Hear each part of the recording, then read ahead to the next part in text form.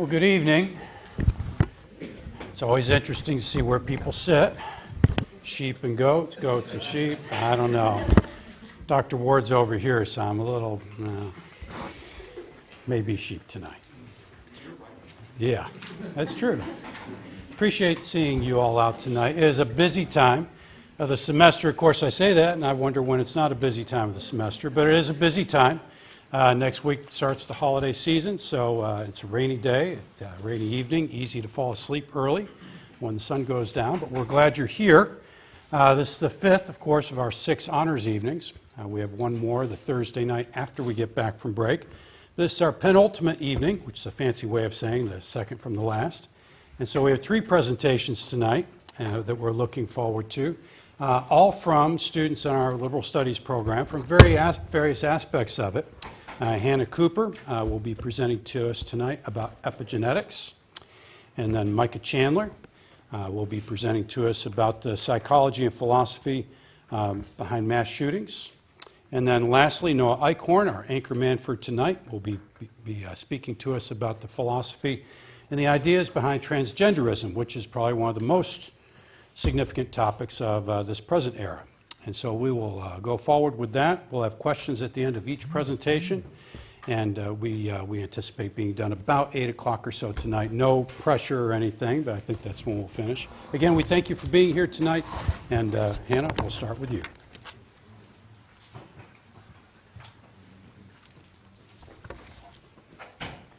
Good evening, y'all. Thank you all for coming out tonight. Like Dr. Crispell said, it is very busy, so thank you for being here. Genetics is complicated, especially if you haven't taken biology in a while, but I'm going to try and break it down before we get into epigenetics. So DNA is the code in our cells that carries genetic information. It consists of 2 matching strands of nucleotides, and each of those has one of 4 bases. Those are abbreviated with the letters A, T, G, and C. Pretty simple. We have this DNA in just about every cell that's inside of our body, and all of it is in all of our cells. It's nearly 6 feet long if it were laid out end to end, and it has to fit inside our tiny little cells, so organization is really important. This organization is aided by a lot of different proteins. The one we're going to talk about tonight are histones. So the DNA is a string, and it wraps around these histone proteins, and then histone proteins wrap around themselves to make nucleosomes, and nucleosomes then wrap up and form chromatin, and then you get chromosomes. And I think we're all probably familiar with what chromosomes are. Genes are found on chromosomes. They're specific sequences of DNA base letters that code for specific proteins, and proteins are what make all of us up into who and what we are. So each gene, which is a section of our DNA, can be expressed, which means it's turned on, or not expressed, not turned on. This process of turning DNA into RNA and then RNA into proteins is called transcription, and there's also translation. But this is what's read, the RNA strand is what's read and turned into a protein product. So to kind of explain this a little bit, the genes necessary to grow teeth are found in the cells in our legs, but we're not going to grow teeth in our legs. And we have the genes for heart muscle in our stomach, but we don't need that there, so those genes aren't going to be turned on. These aren't helpful to us. We don't need teeth on our legs, but they're also a waste of our cells' energy and resources. And so we need to make sure that the right genes are turned on at the right times, and this process is called gene regulation. So, epigenetics. Changes can be made to our DNA that don't alter how the sequence is, but rather they change how our genes work, so whether or not they're turned on or off.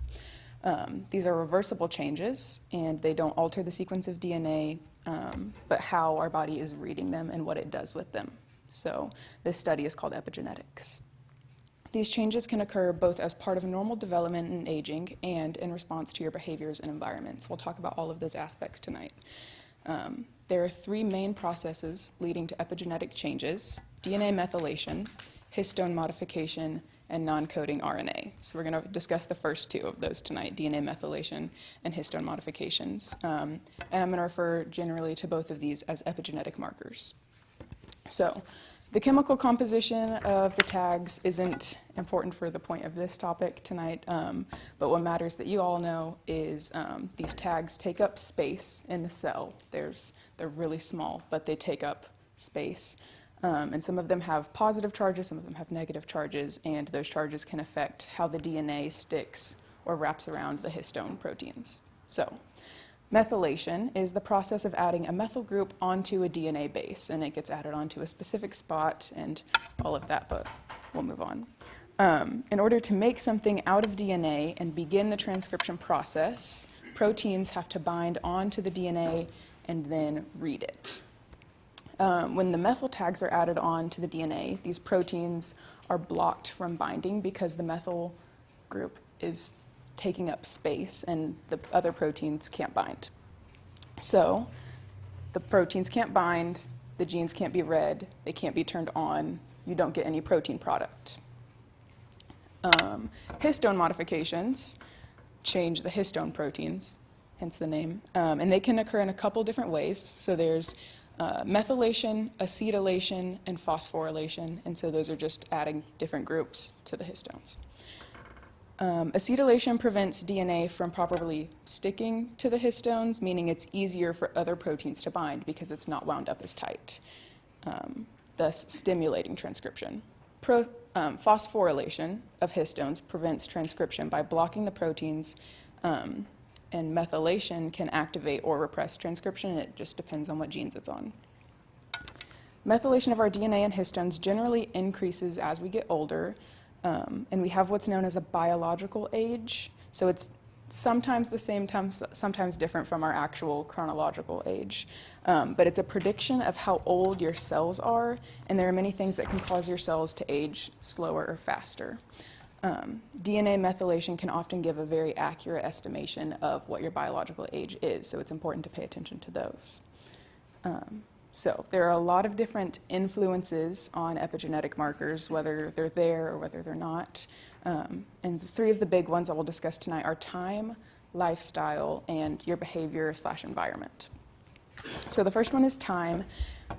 Epigenetic markers are present on DNA from the time of conception. So everybody has them. They're not bad or good necessarily. During the growth and development of an embryo, epigenetic markers are what tell our cells what they are to become. So like we talked about teeth or heart muscle or legs or hair. Like the example given in the introduction, the CDC explains this using nerve and muscle cells. They all have the same DNA, but they're very different. And that's because different genes are being expressed. Some are turned on, others are turned off because of the epigenetic markers. It's important that these markers are present and in the right location to ensure proper genes are expressed. So the second influence is lifestyle. Development isn't the only thing that has an effect on our epigenetics. Dietary intake and lifestyle behaviors modify epigenetic status without changing the genomic DNA sequence, but they do affect gene expression and the physiological function of cells and organelles. Through a 13-year-long study, researchers found that alcohol, carb intake, total sugar, smoking, dairy desserts, calcium, saturated fat, among other things, were the most impactful on the epigenome. Alcohol specifically was shown to affect genes that led to increased levels of triglycerides. So high triglycerides are often an indication of poor heart health and an increased likelihood of heart attack and heart disease. Alcohol consumption was also found to be positively associated with biological age. So the more alcohol you drink over your life, the higher your biological age is. Epigenetic markers have been shown to play a role in obesity. In the mice model, there's a really famous mice model that is a common example of this. So there's a gene in mice that when found with a dominant mutation results in a yellow coat, and this mutation often occurs via DNA methylation. Abnormal methylation placement on this gene leads to hyperphagic mice, which hyperphagia is a compulsive desire to eat excessively, and thus leads to obesity. So mice with these genes are yellow instead of brown and overweight and very unhealthy. So epigenetic tags can be passed from one generation to the next, which means that parent experiences are passed on to their children, and possibly even to future generations. While this can be a good thing if parents have proper diet and exercise, it can also have very negative effects on the children if the parents are unhealthy. The study mentioned above with the mice found that mice with the epigenetic tags causing their obesity but were fed high methyl donor foods while pregnant, such as leafy greens, eggs, and those high in vitamins B6 and B12, had lifetime healthy pups. So their pups, instead of being born with yellow coats and very obese, they were brown and regular sized, and they didn't have this high desire to eat. This proves that these markers are not permanent, and reversing their effects is possible. It also tells parents trying to have children that they should make lifestyle changes before trying to get pregnant, because the way that they're living will have an effect on their children. If these changes are made before having kids, the likelihood of having healthy children is much higher than not making these changes in your lifestyle. So behavior and environment. Diet is part of that, but it's not the only piece of your lifestyle that affects epigenetics. Stress, especially in early life, can have detrimental impacts on the developing organs while in utero. So not stress of the child, but stress of the mother. When a pregnant mother is not healthy, dealing with obesity or high blood pressure or other diseases, the infant is likely to experience stress from that because it's growing and developing in not a safe environment. This can be really difficult because the child has no control over their life at that point, and they're likely going to experience repercussions for the rest of their life from the mother's actions. And the mother's actions aren't always intentional. It's not always the mom's fault if she gets sick while she's pregnant, but being really stressed out, being really overweight, not being healthy is something that a mom can control and should be mindful of always, but especially while pregnant. After birth, environment plays a really big role on these epigenetic markers. Children that grow up in a safe environment in which they are well nurtured, they are loved, they feel safe, they have positive epigenetic changes. Stresses in early childhood and adolescence increase the likelihood of depression, anxiety, and suicide later in life. There was a study done on 24 suicide victims, half of whom were found to have been abused as children. So all of the 12 that had been abused in their childhood experienced or had methylated glucocorticoid receptor genes, which that's kind of confusing, but glucocorticoid receptor genes, they're part of the stress response within, and if these don't work, the stress response that a human has isn't normal. And we have control over how we respond to stress, but this is a little bit of proof that they just aren't able to deal with it the same. There are definitely still other ways of handling difficult times, and part of these individuals' issues were their genes, which is really interesting, and it's likely not their fault that those epigenetic markers were on there messing up their receptors. It's because of the way that they grew up and the environment that they were in. We were created by an all-knowing and perfect God. So much of his commands for us are because he knows what's best for us. And I think this is true on so many levels the more that you look into it. His understanding is so much greater than anything we can even begin to comprehend. He told Job in so many ways that man is so much lower than God. He tells us what to do, not just because he wants to show his power over us or show that he is so much greater than us, but because he loves us and he cares for us and he wants what is best for us, even if we don't really understand why we're being told what we're told to do, which we can kind of see with parents. Parents tell their kids things all the time because they love them and because they want what's best for them, and the kid does not understand. I think a lot of us that are younger have pretty good memories of that happening to us not too long ago. In 1 Corinthians 3, verse 16, Paul says, "Do you not know that you are the temple of God and that the Spirit of God dwells in you? a few chapters later, chapter 6, verses 19 and 20, he says again that the Holy Spirit who dwells in us we have from God, and that our bodies are not our own. And this is a common theme in Scripture. We are stewards of our bodies. We were bought at a price. We belong to him. God is dwelling in us, and he has given our bodies to us. We are taking care of his bodies that he's given to us, and that's very important. Not only because we are his, but because our behavior, our lifestyle can have such a big impact on our health and even on future generations.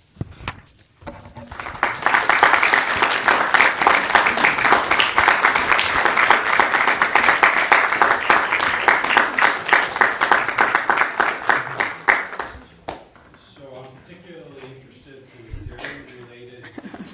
I thought that, yeah, that was just listed in that big list. Well, very good. Micah, you have a question? Sorry, I was fixing to put my hand. I didn't have a question. It is interesting. We're going into two presentations from here where people commonly will say, this is genetically caused. Or this I have no control over my behaviors. And what you're saying is science bears out that we do have some effects on our children, for sure, on their future behaviors, but we can change and make our own decisions about what we do from there. What we make it difficult for ourselves. No? Yeah, you talked a lot about how a baby in the womb can be affected by its mother's like behavior and her genetics. Is there anything similar to that about like the father's actions? Like there's anything that he can do that could affect like his reproductive function or his sperm cells or stuff like that? Mm-hmm. In genetics last semester, Dr. Stafford was telling us about a man trying to have a child should start making changes in their lifestyle about 2 months before they actually start trying, because I think that's the time that it takes to have created fully new sperm. So by that point, all of the proper epigenetic markers that should be there based on a healthy lifestyle should be the ones getting passed on instead of ones from a not so healthy lifestyle. I think probably too, we need to define, we're not talking about being able to create blue-eyed babies through actions. It's other things within the epigenetic markers. Right? So there's a limit to what we do that has an effect. Yeah. We can't determine exactly everything we want about our future kids, but we can make them healthy. Yeah, I thought you did a very good job of presenting all of this in a manner that made it easy to understand without knowing much about biology. What I found interesting is specifically where you talked about how the implications of this are that experiences can in some ways be passed down to children. And you kind of talked about how that can be negative with stressors and things like that, but are there potentially also like positive ways that this can happen and benefits of this, like in terms of adaptation or things like that? I mean, I'm sure it's true, the reverse. I don't know specifically, but my guess would be that the negative changes from a negative lifestyle wouldn't be there. If you're living a positive, healthy lifestyle, the epigenetic markers you have either are going to be in helpful places, or they're just not going to exist in those harmful ways. And then those would be passed down to the children, or the lack of those would be passed on. Kind of going off of like what you were talking about with different experiences and specifically like the behavior and environment, did you see anything through your research about people being born into specifically like maybe extremely hot environments or growing up in really cold environments? Anything like, for instance, fat storage, hair growth, or anything like that? That's interesting. I didn't see anything about that. Most everything was less like environment and more like you're in a happy home, your parents care for you, you're well fed, that kind of thing. But that would be really interesting to look into. And if, I don't know if anybody else knows about that, but that would be cool. That's a common conception, isn't it? Whether it's a misconception or not, that our bodies adjust to our environments. And there may be, well, something to that, the way God creates us to adapt. But this doesn't go to that apparently. What about biological age? You mentioned that at the outset. So our cells going through the cell cycle, Mitosis, I think that probably sounds familiar, even if you don't remember what it is. There's a point where a cell decides, of course it's not thinking, it either isn't going to produce any more cells, it's not going to go through mitosis anymore, or it can go through programmed death, which is called apoptosis. And sometimes they decide neither of those things, they're just going to keep existing and not make any more daughter cells. I think that's what that refers to. That cell is at the end of its life cycle or getting close to it. Yeah, so sometimes our cells can be really old if they have all of these tags on them and they've just been through a lot of stress for a cell, but it doesn't always match up exactly with our chronological age. I think also there are some studies that you can do with biological age about seeing how likely you are to get certain diseases, or like how soon you're gonna, like if you were gonna get cancer, how soon that would happen. I'm not sure the specifics on how they do all of that, but. Yeah, well, behavior certainly has a bearing on that. I was just wondering about that. Jen? You did a great job. I was just wondering if you saw anything about like how medicine can affect your epigenetic markers. I'm just thinking like if they like can increase a stress hormone or like increased appetite or something, if then that could be like passed down like in medicine. I don't think I saw anything specifically about medicine. I know drugs have negative effects, but there are not harmful drugs that we take to make us feel better and stuff like that. I think as long as you're not abusing those, because everything in moderation. So if you're taking way too much of something, or if you're constantly getting sick and needing to take medicine, that might be a different thing, but kind of related. So yeah, I'm not sure about medicine in general, but drugs, I know, drugs and alcohol and all that kind of stuff have negative effects. You did a really good job echoing. Thank you for making that so easy to follow and understand. And keep kind of going along with what other people have said, like you hear all the time, like mothers need to be really careful when they're pregnant, but you don't always hear the why. And it's like, okay, don't be stressed out. No, you're literally changing the cellular composition of your child, and that is legitimately terrifying. So part of that, I guess you mentioned that stress in utero can affect things like that. What, I guess kind of to what extent, because you can't always control how much stress is in your environment if you have a lot of demands on your time and things like that. So I guess like did you find anything that kind of measured like a healthy amount of stress that's not gonna harm? Have there been studies done on that specifically?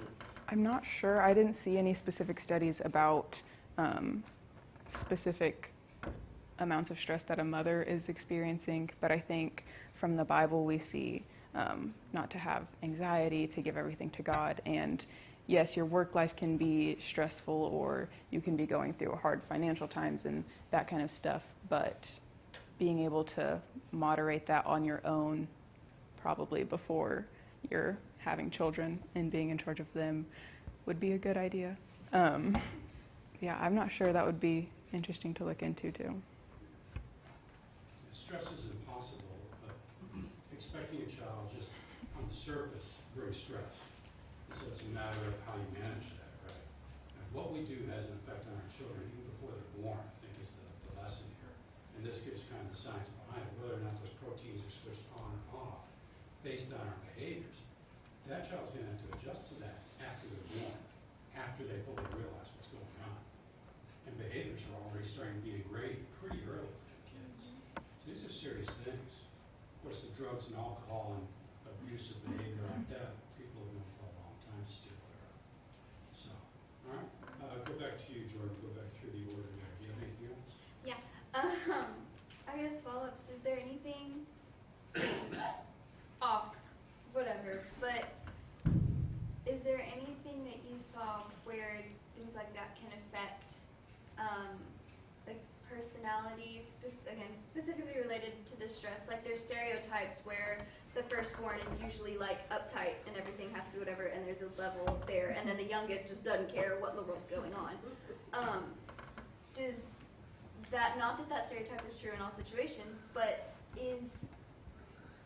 does that have any relation to the mom and like age of cells or amount of stress if she's gone through that before? Does that have any correlation? I'm not sure about personality type being related to that at all. I know the environment of being the firstborn or the environment that you grew up in as a younger sibling with other kids that are close to your age but older than you. I know that that plays a role in that a lot. Just how you're raised. Parenting styles change over time. Parents realize they were doing a bad job and they want to change that, or they were doing great and then they get more lenient with their younger ones. I'm a younger sibling, so. But yeah, I'm not sure how much of that is genetic. Was there a second part to your question? That you, Okay. you had it. Okay. Younger children are always spoiled. Is the answer to all that. Just ask them. My two sons often ask why I treated their younger sister differently. You treat her differently, Dad. I said, well, when you start wearing a dress, I'll start treating you the same. But bottom line is parenting styles do change. That's inevitable when you have effect on children. You know, whether you just switch on or off, which is really the thing here. Jim? Okay, Tom? You talked about certain proteins with, or specifically hyperphagic mice, about how they're compulsive to excessively eating. With this, kind of like a two-parted question. So you're talking about this obesity gene. Can it be turned off, in a sense, whenever the lifestyle starts to change? So, for instance, an obese person goes on a more strict diet. Would that kind of cause the gene to change and then be turned off in a sense? I know the epigenetic, the methyl tags can be removed. I think it takes a really long time. If your body is used to eating this much, it's going to take a lot of self-control to fix that. And I think anybody that's tried to diet or make any kind of lifestyle change know how much work it is. The tags can be removed. I don't know how far that goes with that specific gene in the mice, because I know the coat color is different and there's other things related to all of that other than just the eating and the health. But I believe the markers can be removed. I know that they don't show up in the next generation with the mice study. So they're not there. They have the brown coats and they're much healthier. But I don't know how much of that can be reversed once the mice is born and stuff. And so kind of like my second part to that question is, we're talking about fat storage and obesity, then what about certain types of muscle fibers and muscle growth? Did you see anything about that? Specifically, like there's some parents will have fast twitch muscle fibers, allowing them to run quicker, jump higher. Did you see anything about that going into generations that follow? No, not that I can think of. I mean, it kind of, again, thinking less about genetics and more about the kind of environment that you're growing up in. If you have really athletic parents who like to be outdoorsy and want you to play sports, then you're going to end up like that. Aside from your genetic components, you'll try really hard in sports, you'll be outside a lot, all that kind of stuff, versus if you have parents that aren't healthy, they like to eat junk food, that's what they keep in the house, that's all you have to snack on. You watch TV all the, like you're not being active, those kinds of things are going to happen, and there is an environmental component as well as a genetic component in that. I don't know about muscle cells. Nothing I looked into was that specific about that stuff. But You raised a question, the line between environment and genetics there. Right. We're talking about not blurring that environment, but making the DNA differently, but activating some things there. So, yeah, it's a good question, but that is a fine line there. Right. Sir? Nothing, Caleb? Sir? No? All right, Michael? Actually did have a question. I know your research was more just purely scientific, but did you hear any arguments regarding either free will or even theology in regards to people are more prone to be either depressed or anxious and some people are more prone to not be that. Did you hear any arguments using that information, either against free will or for evolution? Did you hear any of that? Not in any of my studies. Everything I looked at was very like, these are the facts. I think we all would agree that we have free will. So with the example of the suicide victims, they had a really rough childhood. And likely that was going to affect them for the rest of their lives. And there was a genetic component to that, but that does not mean that suicide was their only option, that was the only way that they could deal with their stress, that they didn't have a choice in that. So I think that kind of gets into Noah's topic later tonight. People say like they don't have a choice, but we always have a choice, in my opinion. I don't know. I think that gets really confusing, and I'm going to let Noah talk about that one. But Well, you have three things, basically, but I thought about it this way. Willful, right, was willful. What's incidental, like what we were bringing up earlier, environment. And what's intentional? What has God designed here that really human beings shouldn't be trying to alter? And so you got three things going on here, and you're looking at kind of blurring at a couple of those things. But not the essential structure, and that's really the key. Which I could tell Todd was hoping, man, if I just do certain things, my kids can be. All right, so our panelists asked their questions. Anything from the audience? Question, comment? Anyone?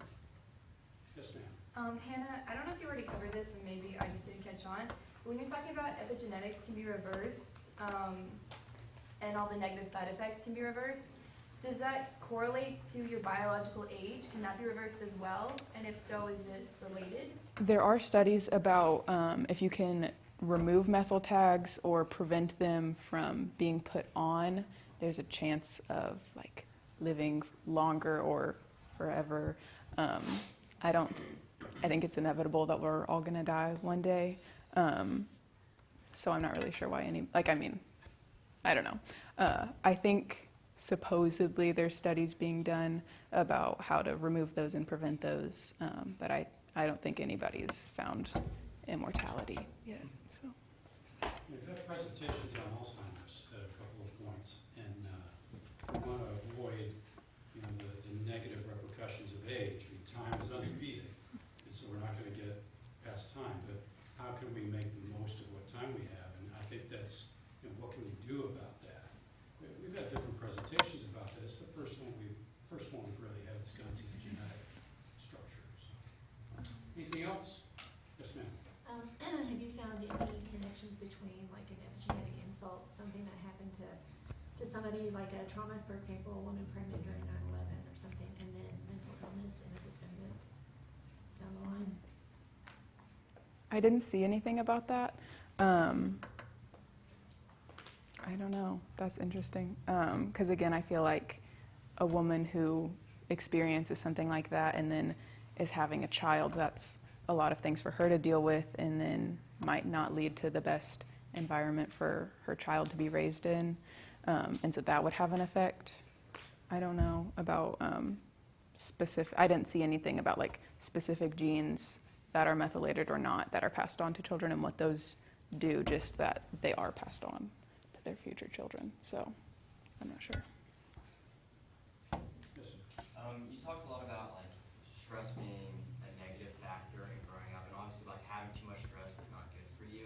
Is there anything that you came across that there's like an optimal amount of stress, quote unquote, like there's a certain amount of challenge that goes on in their upbringing or something like that that would lead to like this the most optimal end when it comes to this?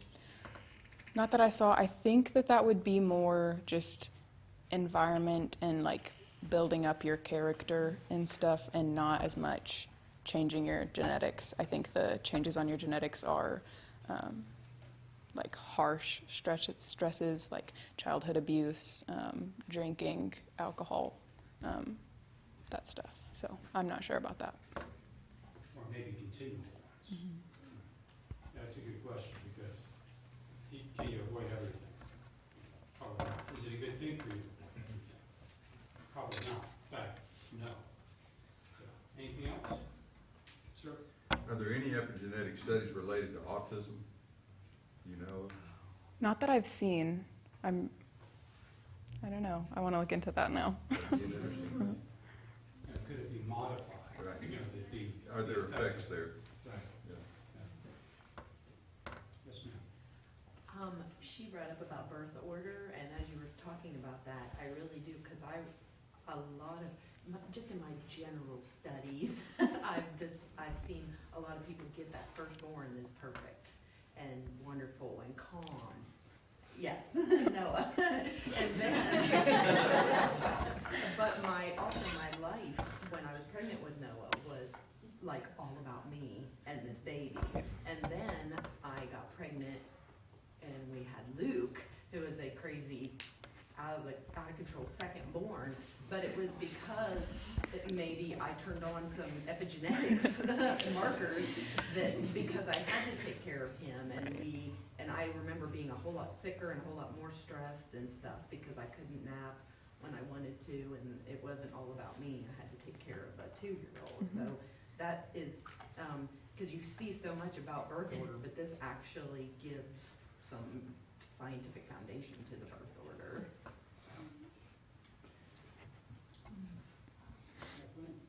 This is just to add some levity to the situation. If your first child swallows a penny, you rush into the emergency room. If the second child swallows a penny, you turn them upside down, smack them on the back till it comes out. If the third child swallows a penny, you take it out of their allowance.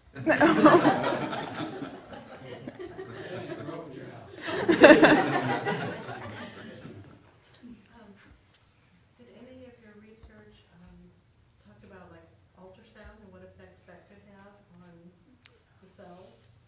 I don't think so. I know like radiation has an effect on your genes for sure. I think in small doses it's not anything to worry about, and that's why it's okay to get x-rays when you go to the doctor, but the nurse that does x-rays all day is gonna leave the room for it. But yeah, I didn't see anything about that. My guess would be that it's small enough and infrequent enough that it's not anything to worry about, or I think they wouldn't do those anymore, would be my guess. True.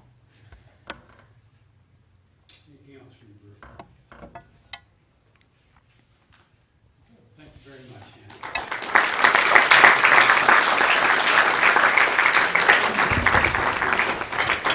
Hannah. At this juncture, of course, Hannah Cooper's from Northwest Arkansas, around the Bentonville area.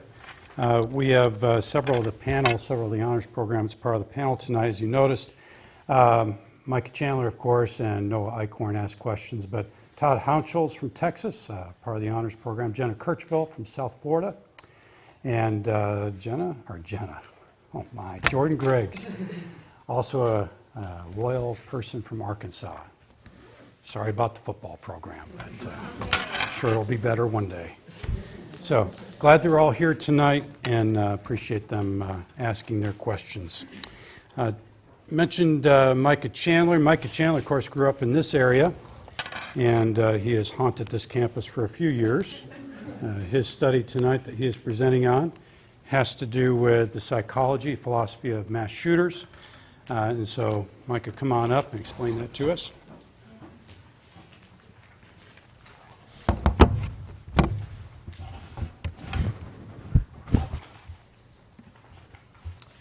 Good evening. Thank you very much for being here. I really appreciate it. I'm going to be presenting on the psychology and philosophy of specifically school shooters in this instance. I decided to narrow it down just a little bit because it's something we're all familiar with, and there's been a lot of talk about it, especially in the past decade. I remember growing up, especially, just hearing a lot about that.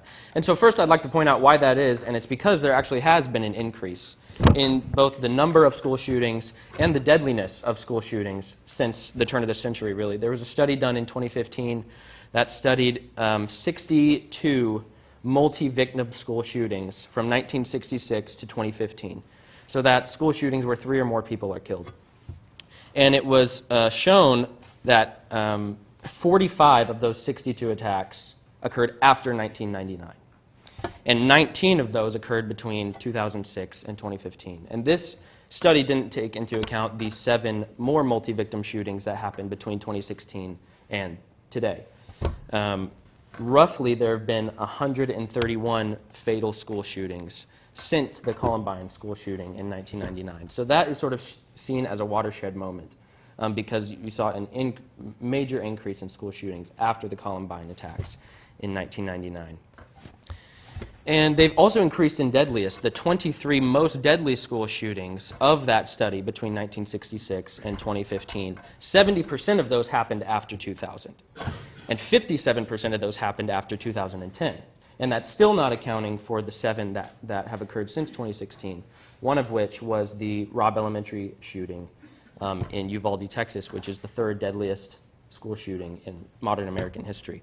So we see an evident, very apparent increase in both the number and deadliness of school shootings. And so we ask why that is, and a good place to start is to look and see if we see any commonalities specifically in the perpetrators of the shootings. From the same study, we find that we see a commonality in physical attributes of the school shooters. We see a correlation in age, race, and gender among the majority of the shooters. 60 out of 64 of those perpetrator studies were men. 34 of them were under 20. 16 of them were between 20 and 29. And 35 of them were Caucasian. And again, if we're factoring in the 7 multi-victim school shootings that have happened since that study, all of them were perpetrated by a young male, 20 years old or under, except one who was a 43-year-old man and one who was a teenage transgender man. So those are some exceptions. But the great majority of these school shooters are young white men, which is very interesting. So we see a physical similarity between the school shooters there. We also see psychological similarities. Throughout several studies, we see a common theme of feelings of failure in regards to their masculinity, especially. A study of 31 shooters concluded that all 31 of the shooters studied acknowledged an internal masculinity problem that they found within themselves. And this is for a couple reasons. Several of them vocalized not feeling cool in the masculine sense because they don't enjoy typical masculine things, sports, aggression, other things to that degree. Aggression is a big one that they don't feel adept in. They're much less aggressive than popular men. A very big one is that they don't feel successful with women. Often they identify themselves as ugly or weak or not desirable or socially inept with women. And in fact, this can lead to targeting women in some of the school shootings. One study studying 191 school shootings that took place between 1979 and 2008, that identified that 20% of those shooters specifically targeted specific women at their school in retaliation for slights against them. And as a result of this failure with women, they're not successful with women, they often are bullied for being homosexual, sometimes very, very, to an extreme level, sometimes to a physical level, even when all the shooters who were bullied for homosexuality did not identify as homosexual. They identified as heterosexual. So that was cause for even more frustration for them. And that, again, can lead to targeting specific women, which has been a common theme in many of the manifestos that the shooters write before they perpetrate the attacks. Another reason is that they feel a failure in their social acceptability. Again, the physical appearance and ability plays into that. Again, the bullying for that plays into that. And as a result, many expressed hatred and even a want for violent revenge against popular people, people who were perceived as socially acceptable. People like jocks and preps, they can call them popular people. And they echo those sentiments in videos recorded for the attacks, manifestos written beforehand, diaries. And not only because those people had what they wanted, they had social acceptability, they had successful relationships with women, but also out of a want for revenge. They directly expressed want for revenge, not only on the women who rejected them, but also on the men who would ridicule them or who had what they didn't have. Another psychological similarity some people point out is similarity in the media the shooters were involved with. The shooters of the Columbine High School massacre in 1999 made a series of videos before the shooting, and they directly referenced the video game Doom, which if you're not familiar with that, you're basically fighting demons in hell, and it's very notorious for its violence. It does not hold anything back in violence. And there's no morality or theme to the game at all. You're just committing mass violent killings in the game. So they directly mentioned that their attack would be like something out of that video game. And they also mentioned that they were fantasizing about how the world was going to make a movie about this incident. They were really excited about this incident, and they mentioned that Quentin Tarantino should direct the movie because his movies are notoriously very violent. So some people see a correlation in involvement in violent media and school shooters. And which is why, they also see a big correlation in school shooters and social media use before the attack. A lot of them leak their plans on social media. Many will text people showing guns or that they're going to do something big. They'll post pictures of themselves parading around with guns, talking about how everyone's going to remember them, no one's going to forget them, everyone's going to be sorry for how they treated them. In a study of 22 shooters in 2023, 18 of them leaked their plans on social media in some way. So that's very common. And it shows a clear want to be seen in an aggressive or masculine way. It's a want for notoriety. And it's different from when females feel like their femininity is under attack. Because we hardly see any females reaching for guns in response to attack of their femininity. When males feel like their masculinity is being attacked and they have no other option, they often go to guns. Because that kind of notoriety and respect and aggression is more characteristic of masculinity, and that's an important point. So we've seen physical similarities, psychological similarities, and maybe the most important one is philosophical similarities in these school shooters. It's one thing to commit these acts and recognize the mental processes that were going on and their social standing. It's another thing to ask how they justified that within themselves. And many of the writers that I researched argued that it was because of the widespread and prevalence of postmodernism in education. Influences of people like Nietzsche and Darwin, Freud, Marx, all pushing teachings that morality is something beyond good and evil. It's something subjective and relative, that everything, including value and virtue, is nothing but a tool to be used to gain more power, that man is just an evolved beast, that the best way to handle a corrupt institution is to burn it down and start over. All these things deny the value, the inherent value of human life. And many of the shooters, including the Columbine shooters, directly identified with that ideology. In those same videos, Harris and Klebold referred to themselves as being godlike, as having human bodies, but being above humanity, as being one step ahead of everyone else, having self-awareness. So they identified themselves as a superior being. In fact, a classmate remembers having a conversation with Eric Harris about some of Ayn Rand's writings and how man is a heroic being whose purpose in life is their own personal happiness. Well, if you're a kid like Eric Harris and a kid with the same psychology as we've talked about, one way that you feel like you can get that is through these mass acts of violence. And as a result, it led to the identification with groups that push this same agenda, that there's no inherent value in human life, and that if you accept that, you are a superior being. Nazism, essentially, which is why several shooters have identified with Nazism, praised Hitler. Harris and Klebold even etched swastikas onto their weapons that they used on the day of the attack. Nicholas Cruz, who shot up a school in Parkland, Florida in 2018, did the same thing. So you see identification with these kinds of groups that deny the value of human life, and as a result, you are made a superior being. So we could say the profile of a typical school shooter, very generally, it's not this simple, but very generally is a young white man who feels like a failure in their manhood and who believes they can gain a sense of respect and revenge as a man by shooting up a school of those who have offended them, and they feel justified through an acceptance of postmodernist ideals.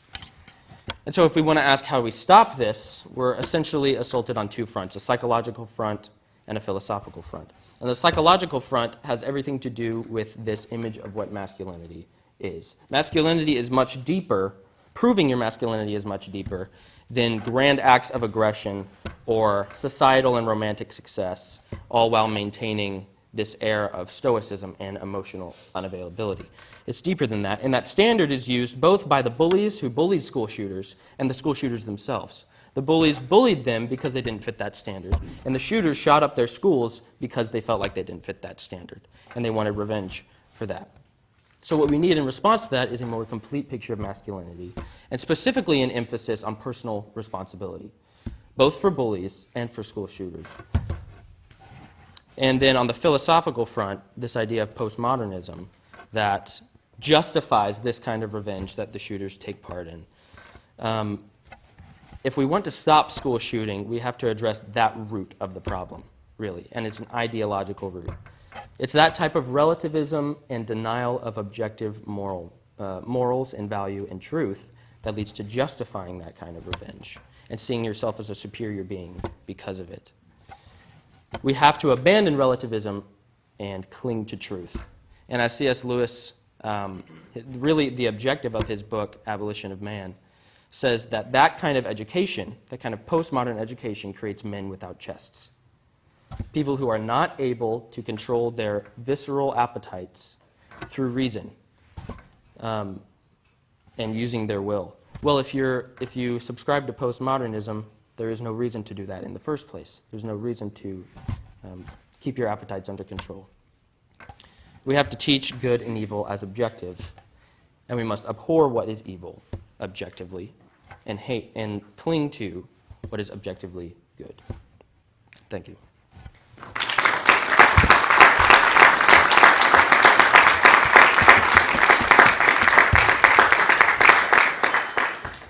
With 131 shootings since the turn of the century, you didn't use the term copycat. Mm-hmm. It's certainly probably something that's pointed at. Definitely. Correct? Definitely. So this is something that's replicated because people see that it is acknowledged and it is glamorized. Yeah. Yeah. And that was a big issue, especially with media after Columbine and other ones like that, because they inadvertently glorified what was happening and basically advertised it for any other male outcast, saying, because they basically gave those shooters what they wanted, notoriety and fame, and their name on everyone's lips for months. And so lots of other male outcasts identified with that same thing, which caused a string of shooting for years after that. And let's start with you. I thought you did a really great job. I liked that you brought up at the end personal responsibility. And I have to emphasize that because, yes, maybe they have had a rough life, and I don't know, you didn't talk about the childhood of all of them, just that they were kind of outcasts and stuff. But that life's not easy, but that's not how you should handle that. And I think it's interesting, kind of like what all of us have been talking about. They all tie in together, but that's not your only choice, and you have to take responsibility for, okay, I need to stop letting in these evil things like that video game you talked about. I need to stop letting that into my mind. I need to replace that with something good and meditate on those things. Definitely. And especially if you already feel like an outcast and you're surrounding yourself with that kind of media, it can very easily lead to fantasies of violence, which in a lot of cases, they were very vocal in their manifestos and videos about those fantasies of certain people, or how they were going to kill these people and what weapons they were going to use and how bloody it was going to be, referencing it to video games like that. So yeah, definitely even more prone to that if you already feel like an outcast. You can start to fantasize that. Yeah, I'm also going to talk about postmodernism, so thanks for stealing my thunder. But I was wondering if you saw anything about Hegel's idea of the dialectic, and maybe these guys that are committing these evil things, kind of seeing what they are doing as kind of advancing society so that in the future people like them won't be in the same situation as the bullies have put them in. Mm-hmm. It was honestly more degenerative than that, probably. a lot of these shooters who subscribe to this postmodernism and vocally were advocating it planned suicides in their shootings and planned for others to follow that. You see that with Columbine and people following Columbine, professing to be followers of those shooters and hoping that their movement will start more, but they're also planning suicides within those shootings. So they're effectively making themselves martyrs and saw the Columbine shooters as martyrs. And I don't think it's for any wanting anyone else in the future to not be in that situation, because I don't think they saw that situation as escapable. So I think they were saying any people who are in this inescapable situation where I'm a failure as a man, this is the solution to be a superior being. Yeah, I think so. Yeah, I think it's. I think you really hit on the head in that what's motivating them in a lot of ways is an inability to live up to an ideal, and that I think, and through not being able to live up to this ideal, their response is, well, I will now destroy the ideal. If I can't live up to what society wants me to be, I will destroy society. I'll take that evil out. And I think that's the same spirit that guides Cain in the Bible to kill Abel when he can't live up to the standard that God has set. His response is, instead of becoming better, his response is, well, I'll kill what God loves. And I think that's the exact same spirit of what these school shooters are embodying. That's a really good point. Yeah, definitely. And the response to this is not always to shoot up the school. Often it's suicide. Right. Very often it's suicide. And in fact, many school shooters, the majority of a study that I looked at, were also identified as previously suicidal. Dylan Klebold, one of the shooters at the Columbine, was very suicidal in his diaries years before he shot up that school. So yeah, absolutely. I think that's two very common responses to that. What's been disturbing, I think, for people that are your parents' age and maybe even a little younger, yours is the generation that's grown up in an age of terror. And this is part of it. It's not just outside threats, it's the internal threats. And we're real quick to say, well, it's relativism. And it is, to an exceptional degree. How many of these kids had broken families? How many of them did you find? How many of them came from dysfunctional? I didn't find some. Some of them did. I didn't find at least in the research I could find, I couldn't find as much a correlation with that. I think of the 6 biggest school shooters that we know the background of since 2000, all of them didn't have fathers. So there's probably a correlation there. I've heard other people informally, other psychologists informally talk about the effects of not having a father, especially for young men, and as that being a reason, but I couldn't find as much academic research on that. So. It's interesting, because where's the front line? Right. Mm-hmm. The front line's the family, and we recognize that, we acknowledge that, but it's interesting the research hasn't been done. Yeah. Probably pretty telling. There's justification for lots of things in life. So, Jordan, question or comment? You mentioned that part of the solution is needing to put a better emphasis and a more accurate definition of masculinity and to promote that. Do you think that the rise and this extreme of feminism that has become so prevalent and so pushed on society has had an effect on that? Did you find that could be related at all? I think it's absolutely related. And that's another thing that I couldn't find as much academic research on, but especially in recent years where young men are often put in a lose-lose situation, especially young white men, where if they're successful, at least in a lot of education, if they're successful, it's because of their male privilege or their white privilege. So they haven't actually accomplished anything. And then if they're a loser, then they're just a loser. They're just inadequate. So it's sort of a lose-lose situation that they're put in, which I think makes them even more prone to try and prove that they are worth something or that they will earn respect through something like this. And so I think the not only feminism, but also all the LGBTQ ideology, I think, has had a huge effect on that. I didn't find any formal studies on the most recent Nashville shooter earlier this year, who was a transgender man. I'm not a psychologist at all. I know very little. But I would say probably part of that is trying to prove that same thing from a faulty premise, that she was a man when she was not. I don't know much about her home life or much about that shooter specifically. But yeah, I think feminism both and things like critical race theory and LGBTQ ideology are the reason that young white men are the majority of the perpetrators. So yeah, that's a great question. Yeah, kind of to go along with that, I was just gonna like bring in the spiritual side of like why God like is perfect in what He tells us. Like women have their role and men have their role. And that's why it all works, because we all have intrinsic things that we need. And sometimes, you know, when there's not that, then it's found in other ways like this. Yeah, definitely. Well, it's a confusion of identities, and not to tread too much on Noah's turf here, but that's what it's going to come down to. It is about who am I, and when that's challenged, right, I understand who I am. The frustration and the aggression certainly comes out. It's built into the male species. But, you know, this is going to be a problem until it reaches some sort of conclusion. It will go somewhere. So, we'll see. It's up to you guys to fix it, right? There's 7 of you in here, so certainly you'll fix it. You know, it's a serious problem. You take care of things case by case, and family by family, and prayer by prayer. And that's how we get through it. It certainly is that.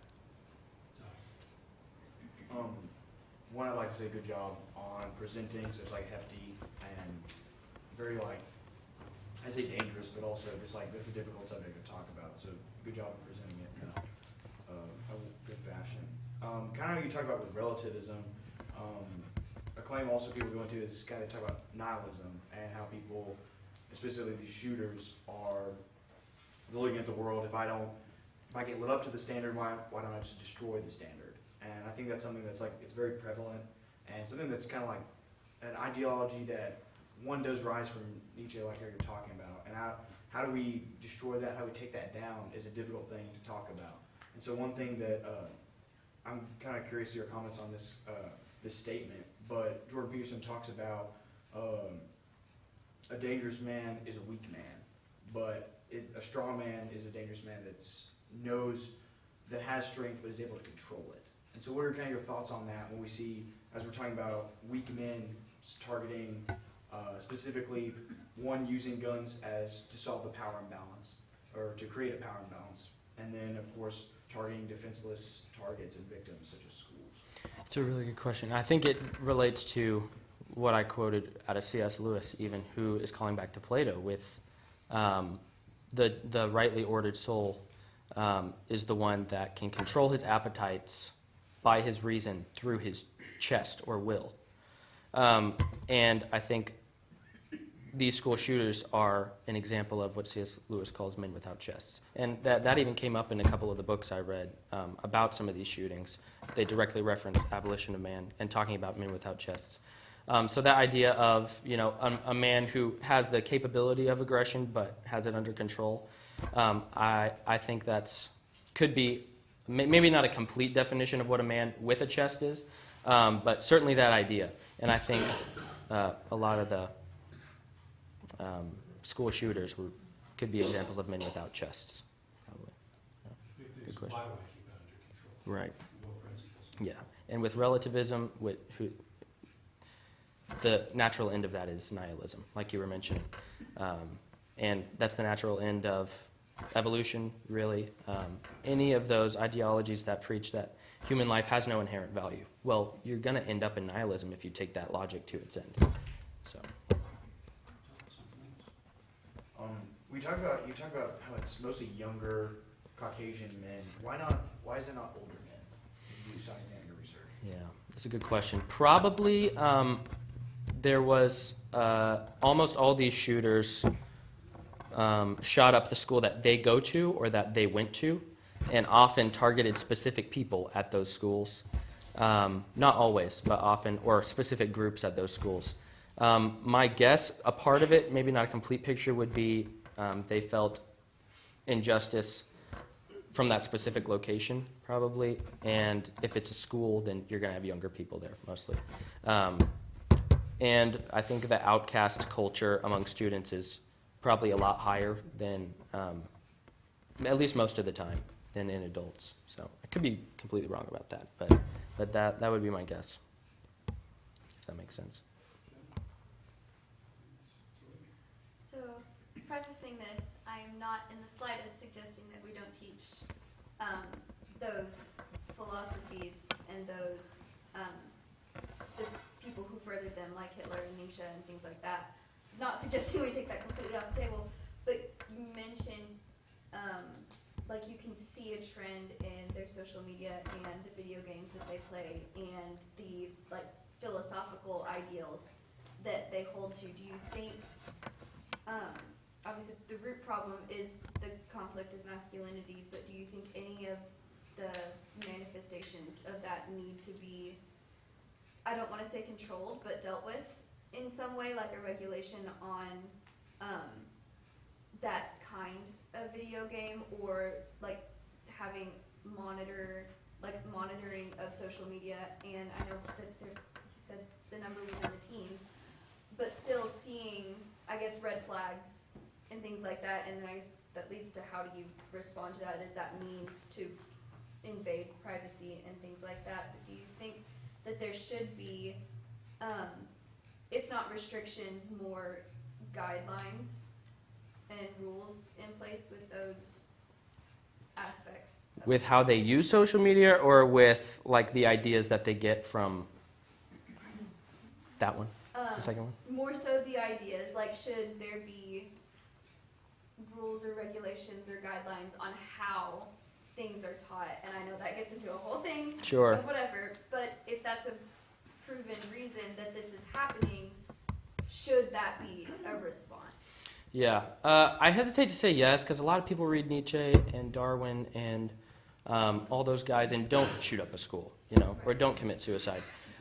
So I think it has a lot to do with the situation they're already in when they receive that kind of stimulus or that idea that they feel like they can identify with, like a lot of people did after Columbine, outcasts who saw that and saw that it was successful to a degree, that they got the fame and notoriety really that they wanted.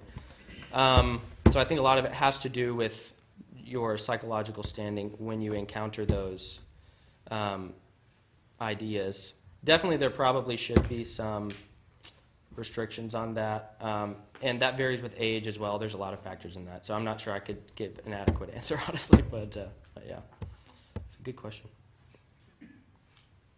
That's going to be the initial response, to ban a book. Right. And that's not That cuts against Not the the right initial one. grain, But typically, although we've done it more in recent years. right. What does that do to anything we ban? It It makes it more attractive. Yeah. So for a variety of reasons, probably that won't be the response. But yeah, you bring up the natural reaction, which is, well, why don't we just get rid of the cause? And if you've got the frontline defense of the family and a father in the home, you'd probably take the literal trigger out of the gun there. But I think that's your best response. It really comes down to a societal response, not just banning a book. So that's the natural conclusion people reach. I think this also touches on the idea of gun control, and I actually appreciate that you didn't get into that topic and instead focused just on the school shooters themselves and what the psychology was in that. But I think a lot of the conversation around this topic centers around, frames the school shootings as the problem in and of itself, when I think in a lot of ways the school shootings are the symptom of a much larger cultural problem. And I think your last sentence that you had, talking about how we have to abhor evil and strive towards what is good, that really highlights the problem in that in a society where we don't place anything in the position of absolute good and we claim that nothing is evil, well then this is exactly what you're going to get. These are the symptoms of the society that we've created in a lot of ways.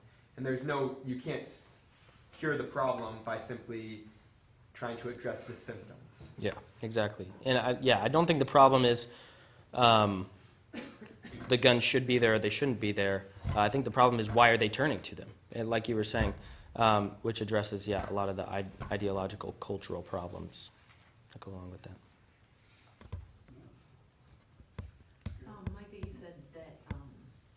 in a sense, they were a little bit successful because of all of media coverage. So in the study that you read or your books, I mean, did they say that, did they blame the media a little bit too? Because again, we hear the media want the bad stories. The little good stories are this big on the news or whatever, and anything bad, they love it for the ratings and such. Sure. They put some blame on the media for unintentionally glorifying this kind of thing to people who would really identify with that. Of course, not having that intention at all. But now they've become very careful about, I was watching a news coverage of a shooting the other day, and the reporter asked the name of the shooter. And the guy said, well, I'm not going to talk about him at all. That guy is a coward, and we're not going to give him any more press than he needs. What we need to focus on is the heroic people in this situation who gave their lives to try and save other people. And so that's the direction the media is really taking now in regards to these shootings, not trying to give the perpetrator any press at all, labeling them as not somebody brave or very cowardly, and then trying to promote the heroicism that goes on of the victims, really. But yeah, that's a really good question.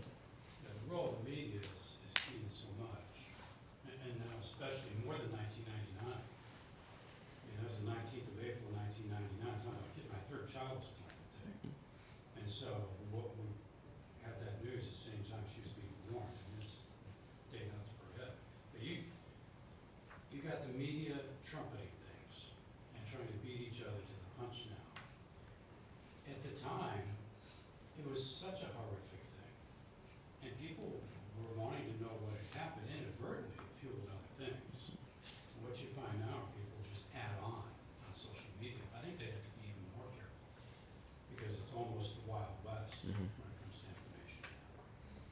It's a different world 20-some odd years ago. Anna, did you have anything else? Yeah, just a comment. So much, I think, of what we're all talking about tonight.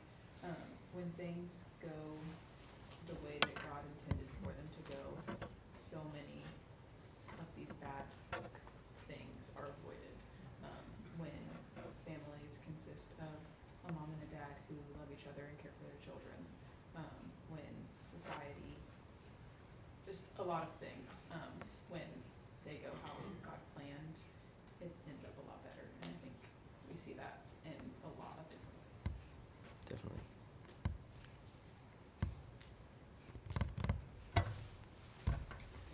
I was wondering when you're talking about the bullies, and I wonder our programs that deal with bullying, number one, they don't seem to be effective because bullies still seem to be everywhere. But it almost seems like those programs contribute to, if you feel like you've been bullied, but you don't feel like a man, and what you're supposed to do is go rat on the person who's being bullied. Like how do we deal with that side of the issue? I mean, are we doing studies on whether here's the bullying program, how well is it working? It's a really good question. Yeah, because it's very hard to regulate or try to stop bullying, especially in educational settings. And especially if you're the one being bullied, you have to, in a sense, emasculate yourself socially by going and tattling on, whoever, when you really feel like you should deal with it yourself. I think that also gets back to the ideological root of the problem, that why there are bullies in the first place, bullying men who don't quite measure up to a lot of the standards of masculinity that they see in education in a way. That's probably not avoidable ever, and that's probably going to be the case, as long as time goes on. But so I'm not sure. Yeah, I'm not sure what kind of program would be successful, or what kind of organization that would take. That's a good question. So I kind of had I had three questions, but I'm going to try to squish one of them or two of them into one. I really liked what you said about, someone asked the question about fatherlessness and how that correlates. And you answered that it seemed to be like that did have something to do with it. And so I guess this is the two into one question, but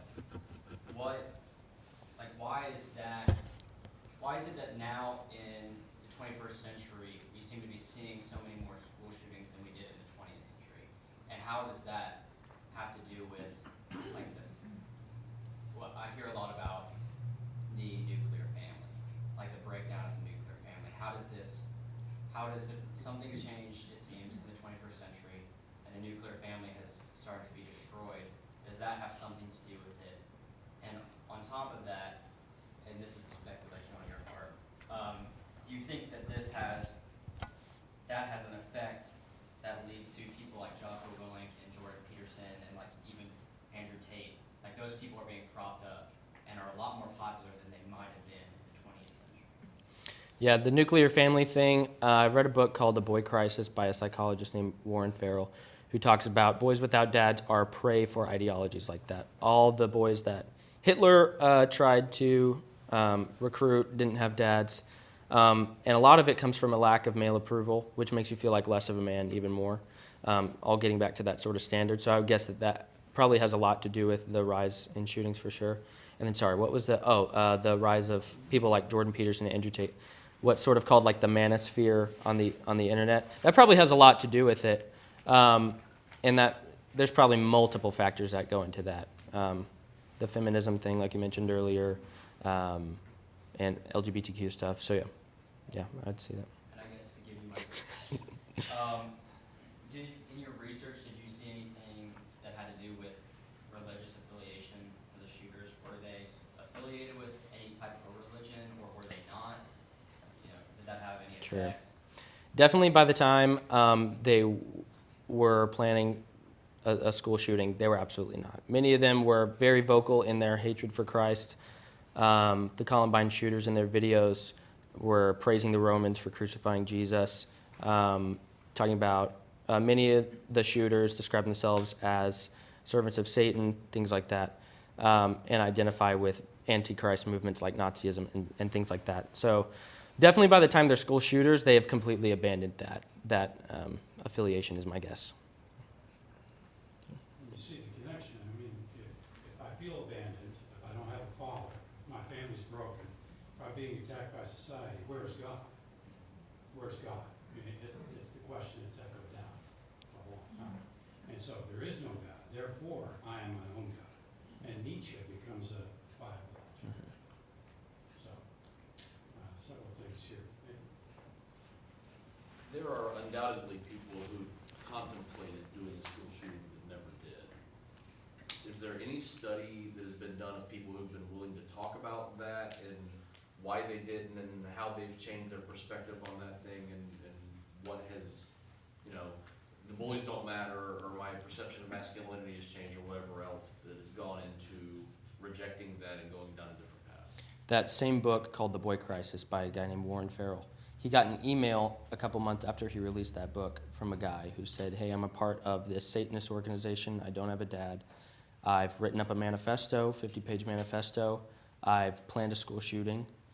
I saw this book, and I read it, and I just appreciated the feeling of someone seeing my plight, someone seeing the situation that I'm in that feels inescapable, and that he felt that no one had ever acknowledged about him before. And he said he wasn't going to shoot up the school.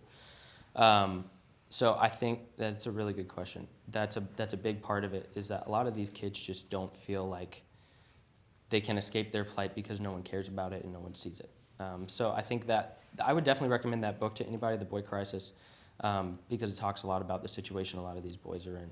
But that's one instance of that happening. He said, I had targeted the school. I knew how I was planning how I was going to do it. But he went back on it. Yeah, I did a wonderful job tonight. Thank you. And your research was very helpful for me. Earlier this summer, a young man named Connor Sturgeon went into a place of employment in Louisville and shot multiple people that he worked with in a mass shooting. Connor was a family friend of ours. He played basketball with our son for a couple of years. He knew his family very well. So your research is very helpful as we've tried to process this and try to understand what was going on mentally and psychologically. While that was not a school shooting, it was a place of employment. He was a mid-20s Caucasian young man, and he did have, by all outward appearances, a good nuclear family.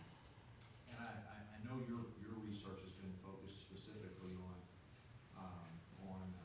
school shootings, but just as you were doing your research, those characteristics that you've described for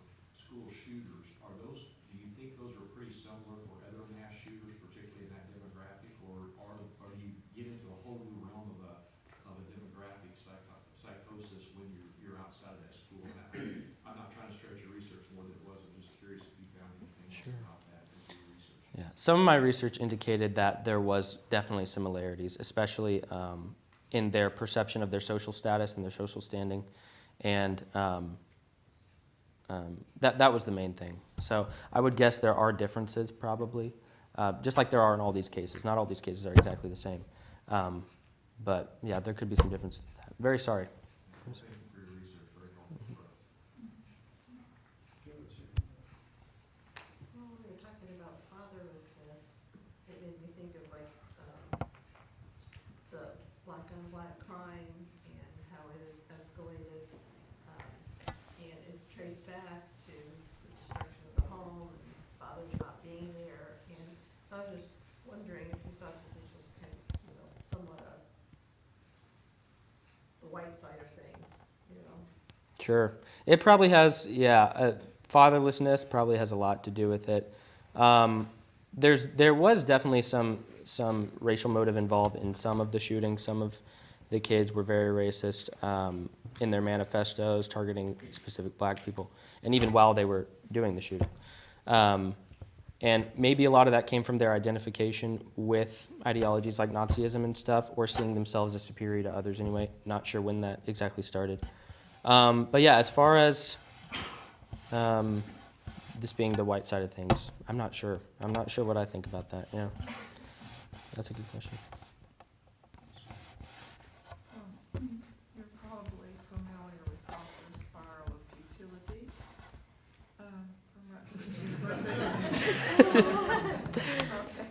I am not, actually. Oh, okay, well, that's such a good study. It's in that book, Before You Can Discipline by Robert DeBrun. But the spiral of futility, it starts with rejection. It doesn't have to be in a fatherless home. Children can feel rejected and nobody realizes it around them.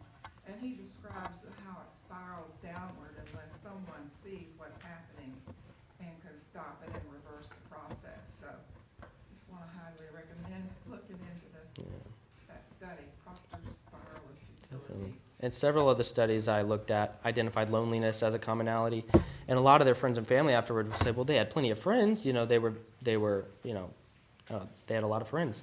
And when in reality, the number of people you surround yourself with is not really an indicator at all of how lonely you are or not. You can feel lonely whether you're in a crowd or by yourself. So that's a good point. I was just thinking of something I heard the other day, when this is in scripture, we're called children and we're called sheep. And when we don't have community, when sheep and children don't have anybody, they die.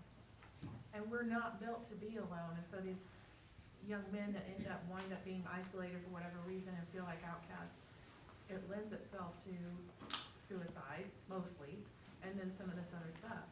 But a lot of times women nowadays too, they're more butch, because we used to argue about roles, now we argue about men and women aren't even different. Like, genetics aren't even a thing. Like, it's just crazy where we've come. Definitely, yeah. And part of this study on school shootings is very clear evidence that they are different, so it's a good point. Well, Mrs. Spain brings up a good point. I mean, there's no silver bullet here to take care of the problem. Family and the dad help, but a kid can be alone in a family. And you need a whole community. Because parents can talk in such a way that the child, out of a group of children, he's feeling rejected. So they need to be tuned into each one. Yes, ma'am. In your research, did you see any commonality with nutrient deficiencies? I read a book about the doctor that was actually called in. He tested the two young men who were in the Columbine shooting, did the hair mineral analysis test, and he also did it on several other shooters in different shootings, and noticed that they all had most of them had an overwhelming copper deficiency. Just a very few had copper overload.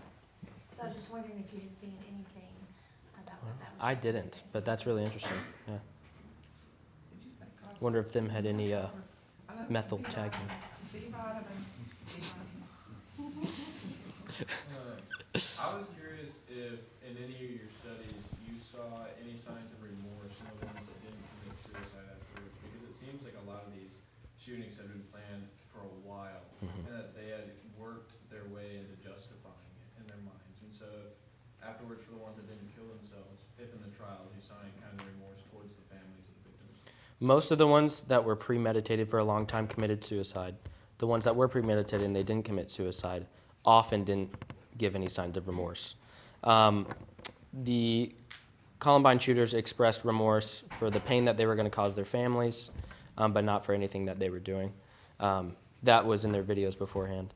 One guy who shot up a school in Paducah, Kentucky in 1997, told the cops afterward that he was very proud of himself, especially that he had targeted 2 women who had rejected him and shot and killed both of them.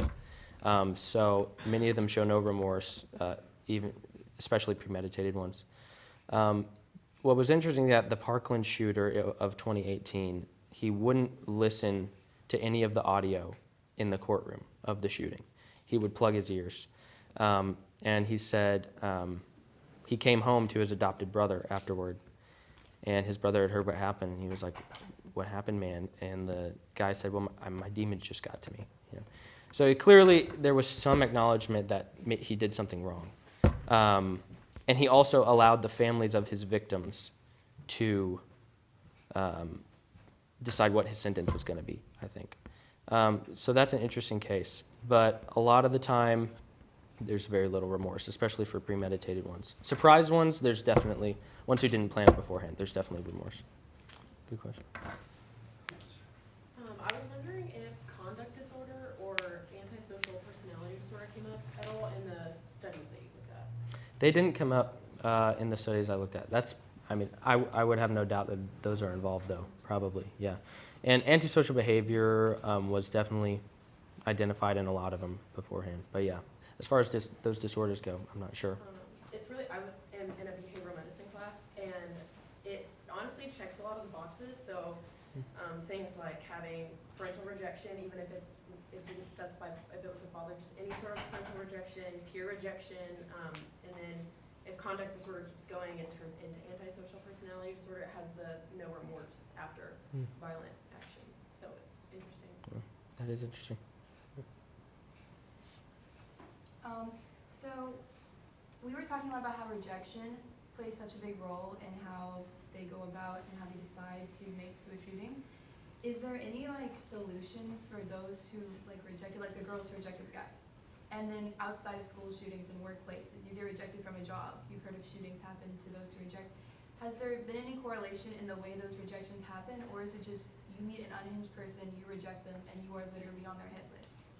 Yeah, there's not necessarily a correlation in how those rejections happen. A lot of them, it got back to what worldview they had, like the relativism we were talking about. There was one friend of one of the Columbine shootings who accidentally didn't pick him up for school one day, and he was late.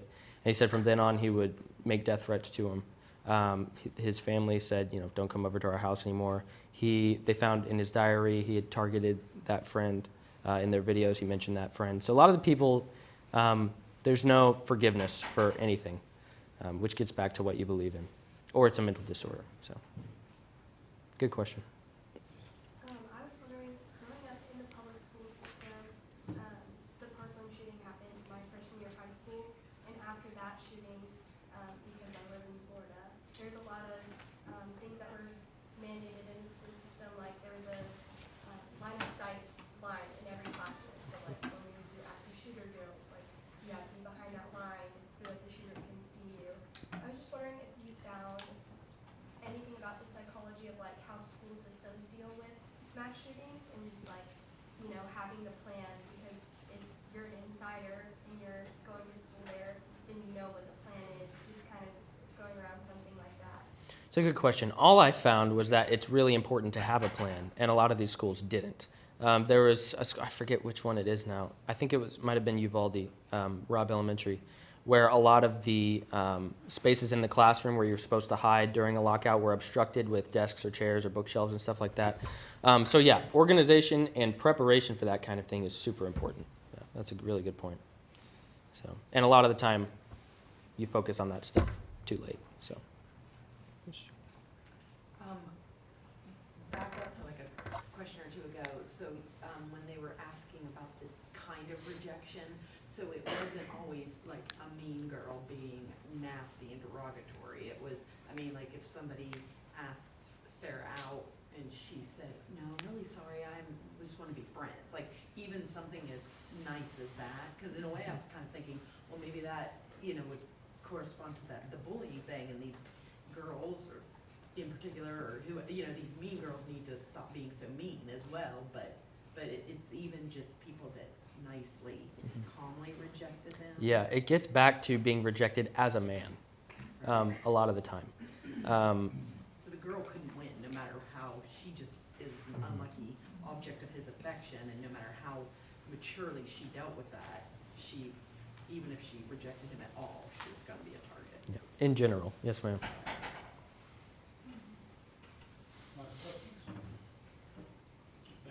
Thank you.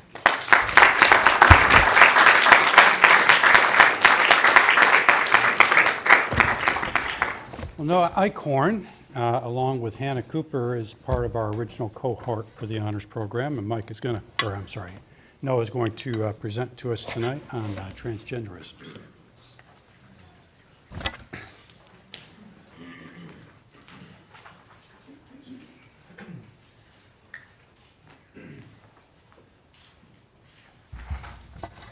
All right, well, thank all y'all for being here. Good job, Hannah and Micah. I think it's interesting how interrelated all of our topics are this evening.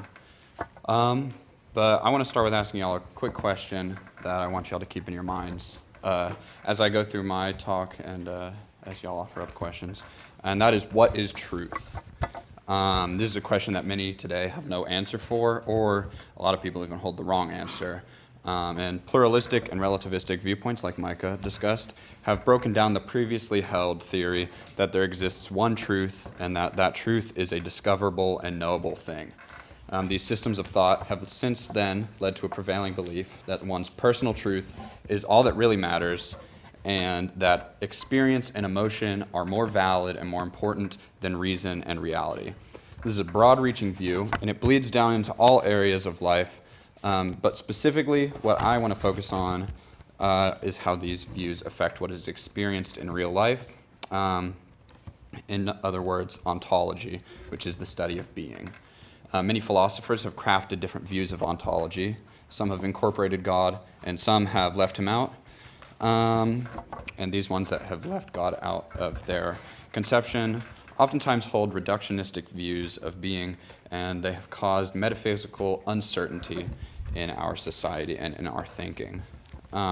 This uncertainty has given way to many unfortunate ideas, one of the most prevalent of which is transgenderism, which has become increasingly important in areas like politics, science, and sports, just to go through a few.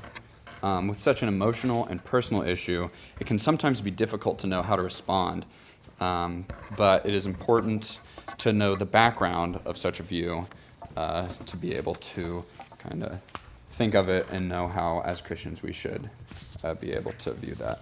This evening, I'm going to discuss the postmodern background of gender theory, kind of taking it in a different direction than Micah did. And then I'm going to look into how this pattern of thinking has made its way into real life. And finally, I'm going to look at how we as Christians can face this issue. Being is a really complex thing. There's a reason that so many different philosophers and thinkers have formulated different theories about what it is to be, how the mind and soul relate to the body, and things like that, and that none of them are satisfactory enough to consider the issue settled. There are many different things that go into this idea of being, but for this evening, I'm only going to focus on two: the postmodernist view and the Christian ontological view. The system of thought that is postmodernism is difficult to define, but something that helps us to think about it is knowing that the postmodernist believes our society to be post-truth. This means that postmodernism rejects the idea of a single standard of truth that we believe has been set up by God, and they would say that everything that is important is up to the individual, and such importance differs from individual to individual. Specifically here for the issue of being, postmodernism would say something like, whatever you feel like, whatever you want to do, however you want to act, whatever parts you want to remove from or add to your body is what you should do because it is your truth. An author named Nancy Pearcey frames the view like this: The self has no connection to the body. The real person resides in the spirit, mind, will, and feelings, and sexual identity has been reduced to a concept completely disconnected from the body. The ancient Gnostics thought similarly to this, believing that the body was simply a piece of matter that the soul had to struggle to control and manage. They believed the goal of salvation was to escape from the material world and to ascend back to the spiritual realm. In a sense, this is also the prevailing view today. While many postmodernists would not necessarily claim that their souls will ascend to a spiritual realm, it certainly seems that they believe the body, as well as all other matter, to be something that they can bend to their will and their emotion, making everything subject to their thoughts and feelings. It could be said that with such a conception of being, a sort of new Gnosticism is prevailing in modern minds today. Following this postmodern, almost Gnostic thinking, it is believed by many that it doesn't matter what living meat skeleton you've been born in, it's what you feel that defines you. To some, gender has become a purely mental trait with no grounding in physical reality. Furthermore, under such a system in which truth is considered to depend on the individual's experience, our modern culture has decided that authenticity is achieved by acting outwardly in accordance with one's inward feelings. This sentiment extends to the idea that when differing, one needs to bring their body in line with their feelings to be a truly authentic person. And anyone who may challenge those feelings is first and foremost a potential threat to the individual's authenticity. To follow this value of authenticity in such a society as ours, one that holds self-expression and authenticity as its highest virtue, an author named Carl Trueman explains that the trans person who is born male but claims to be a woman is to be lionized because that is an act of courage and honesty, whereby the outward performance is finally brought into line with the inner reality, despite what society might say about such. This derives from authorizing that inner voice of nature and then expecting or even demanding that the outside world, from the public square to the individual's body, conform to this. Thus, when anything interferes or obstructs those thoughts, feelings, or desires, one is inhibited as a person and is prevented from being the self that they are convinced they are. This view, I hope we can see, is blatantly foolish. Even at the broadest level, the statement that there is no single truth is obviously self-defeating. Thus defeating the postmodernist's whole argument. What if someone's personal truth is that postmodernism is false, or that another person's personal truth is not really true? There's no logical consistency that exists under postmodernism. It is simply a contradictory worldview that serves to let individuals be their own idols and worship themselves in all their actions, something that we can see as plainly foolish. Let's consider this part of the issue settled. If y'all have any questions, there's time for that. But we can move on now to how this thought system plays out in real life. You can think that these systems of thought seem foolish, but could also say, yeah, they seem faulty, but they're just intellectual experiments. How does this play out in a real person? And to answer such a question, we can look in the real-life psychological applications of this way of thinking. Here, we'll look at a case study from a psychologist named Dr. John Money. Money was a sexologist, a psychologist who specifically studied sex. He worked at Johns Hopkins University and was considered the world's undisputed authority on many issues of sexology. Money specifically studied children who were born intersex, meaning that through some sort of developmental or chromosomal disorder, they were born with ambiguous genitalia, and he looked at how such issues affected their lives and their gender identity. This area of study, as well as Money's postmodernist presuppositions, led him to the belief that the intersexual children's gender identity was not biology, but it was rather the way the child was raised, and the conception of their gender came solely through rearing. Money completely denied any influence from human nature or any genetic component in believing this. And for a time, Money's work was accepted only in the context of intersex babies, but a horrific accident gave him a perfect opportunity to generalize this theory. In 1965, a pair of identical twins, both boys, named Bruce and Brian, were born in Canada. When Bruce was born and was undergoing his circumcision procedure, he had his penis severely damaged, almost destroyed, to which the parents, in their fear of the situation, called in Money as the world's leading expert. And he advised the parents to raise Bruce as a girl that they would then refer to as Brenda, in following with his belief that gender identity is completely malleable. He believed that it would be a simple task to remake this boy into a girl using sex reassignment surgery, hormonal, and psychological treatments. And this case of a perfectly matched pair was reported as being very successful, and it was highly publicized and used as evidence that gender is malleable and it is subject to one's environment. Later, it came out, though, that Money was lying, or at the very least, misrepresenting the results of the study, and that Bruce, now Brenda, the twin being raised as a girl, was very unhappy living as such. In the twins' lives, though it was so visibly the wrong path of treatment, their mother, Janet, explained that she had brainwashed herself. She couldn't afford to believe anything else. When Brenda was a teenager, though, the charade was finally up. His parents revealed the true circumstances of his birth and the reason that he did not fit in as a girl, because he wasn't one. He immediately began living as a boy, changing his name to David to get as far away from the name Brenda as possible, and he eventually married a woman and adopted her children from a previous marriage. But ultimately, the trauma he sustained as a child was too much for him to bear, and he committed suicide at 38. What's even worse is that his twin brother Brian died previously from an overdose of antidepressants that many ascribe to the challenges he faced during his life under the tyranny of Money's gender ideology, being the boy of the matched twin study.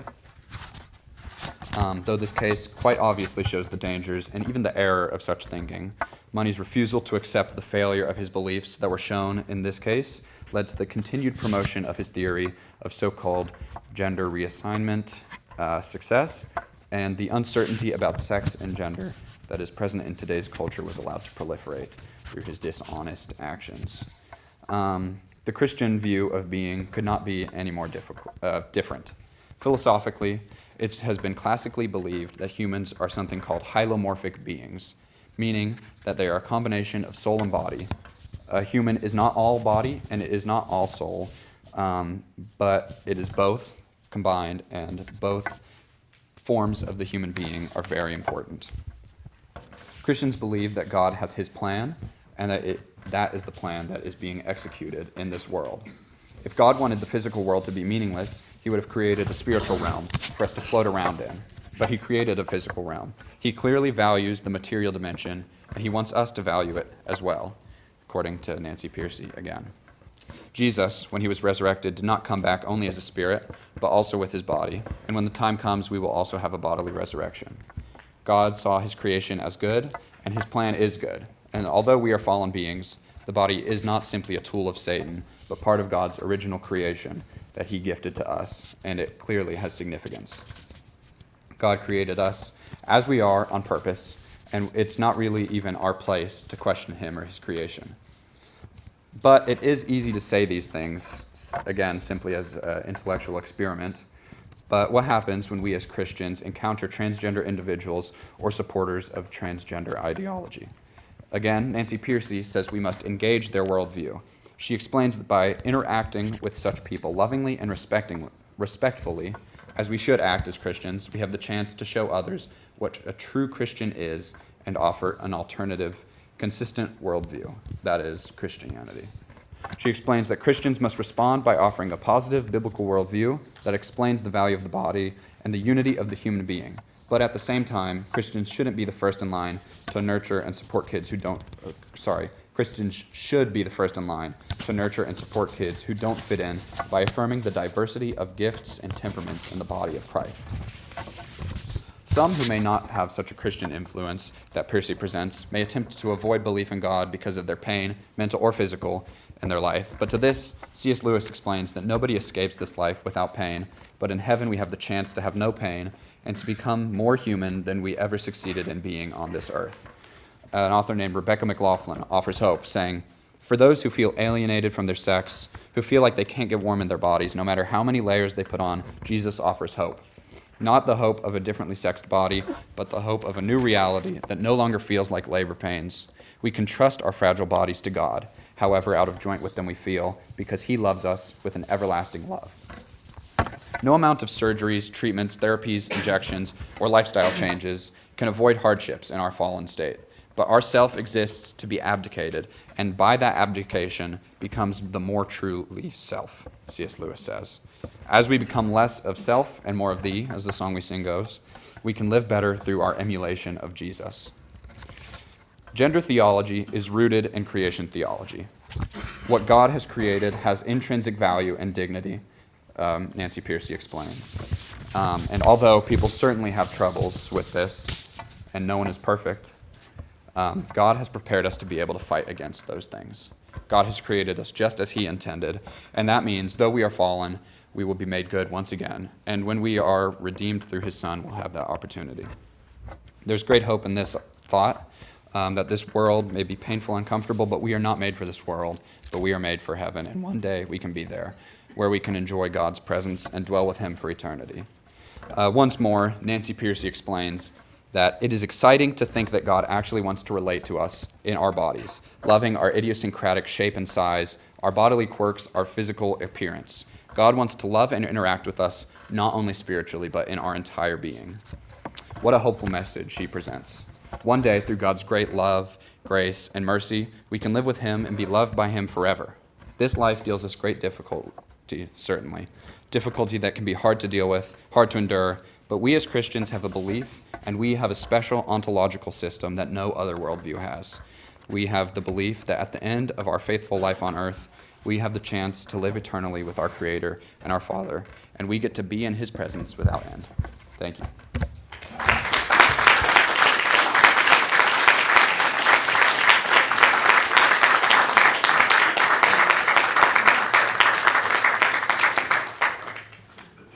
Well, the response here, no, would be quite a bit different than elsewhere. It is controversial elsewhere because of what you noted earlier. How much of this is just a response or an association with postmodernism, so I can do what I want to do regardless? On a percentage basis, 100%, 90%, where's it best? So in the report I drew up, I had to cut this down. I went into a little more, going into Plato and Descartes and how they kind of conceived of the body-soul relationship. I'd say, though, in terms of the actual practice of transgenderism, it's almost maybe 80%, 90% postmodernism. When you throw away, like Micah was talking about morality, I took the postmodernist view on a different branch of philosophy, that's ontology. But when you throw away truth and any sort of standard, then whatever you want, you can do. You can change your body. You can have a female soul in a male body. And as far as I know, I think postmodernism definitely has the highest influence on that sort of thought. Seems to be. Let's take it from this direction. Jordan? Not just a comment. In philosophy, this is the last major section we did. We brought up those views, like how Plato and Aristotle and all of them thought of the body-soul issue, and we got into talking about transgenderism and just kind of making the comment of like so many people throughout history, when they try to figure out questions about soul, questions about truth, almost always points them, there's got to be something higher. There's got to be something besides this life because this is awful. And regardless of what their answer is, there is that turning point that is in that, just, I don't want to call it a journey, but in that train of thought, you get to a point and it's like, where I am, I'm not satisfied with that. And there's got to be something more.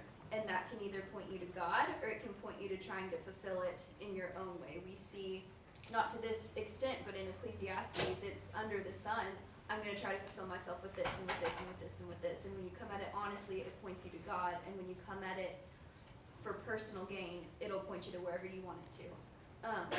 And so I appreciate your point of, as Christians, our job is not to knock them down and just completely drive them into the ground, because yes, what they're doing is objectively wrong, but they got to a point to where they realized something doesn't fit, and we can give them that piece that doesn't fit. And that's been interesting to me in studying philosophy. At some point, all of these brilliant people get to it, there's got to be something higher. Well, I don't really have much. It kind of had to do with what she said, but just the way that you tied in the spiritual aspect was really good, and I just thought you did a good job. Thank you. I agree with what Jenna said. You did had an excellent presentation, and that was a good closing part to include such a good religious impact there. But also, I was curious about money and his study that he had done, especially how psychologists like to use, for instance, the example of the triplets separated at birth, and how they find each other later on in life, and they look at the psychological differences between them. Were there any other examples that were like money in the sense of where maybe there was a problem with gender dysphoria or something like that, and how the individuals lived later on? Were they upset? What was their mental state like? Depression, anything like that? Yeah, so I got most of my information on John Money from a book that was a biography of David Raymer, who was the twin that was raised as Brenda and born as Bruce. And at the end, it addressed some of, I guess, Money's legacy. There were multiple cases of people who had been encouraged to live as a transgender person and who had gone through the surgeries to remove their sexual organs, who had taken the hormones and ultimately had realized that that's not how they'll find fulfillment.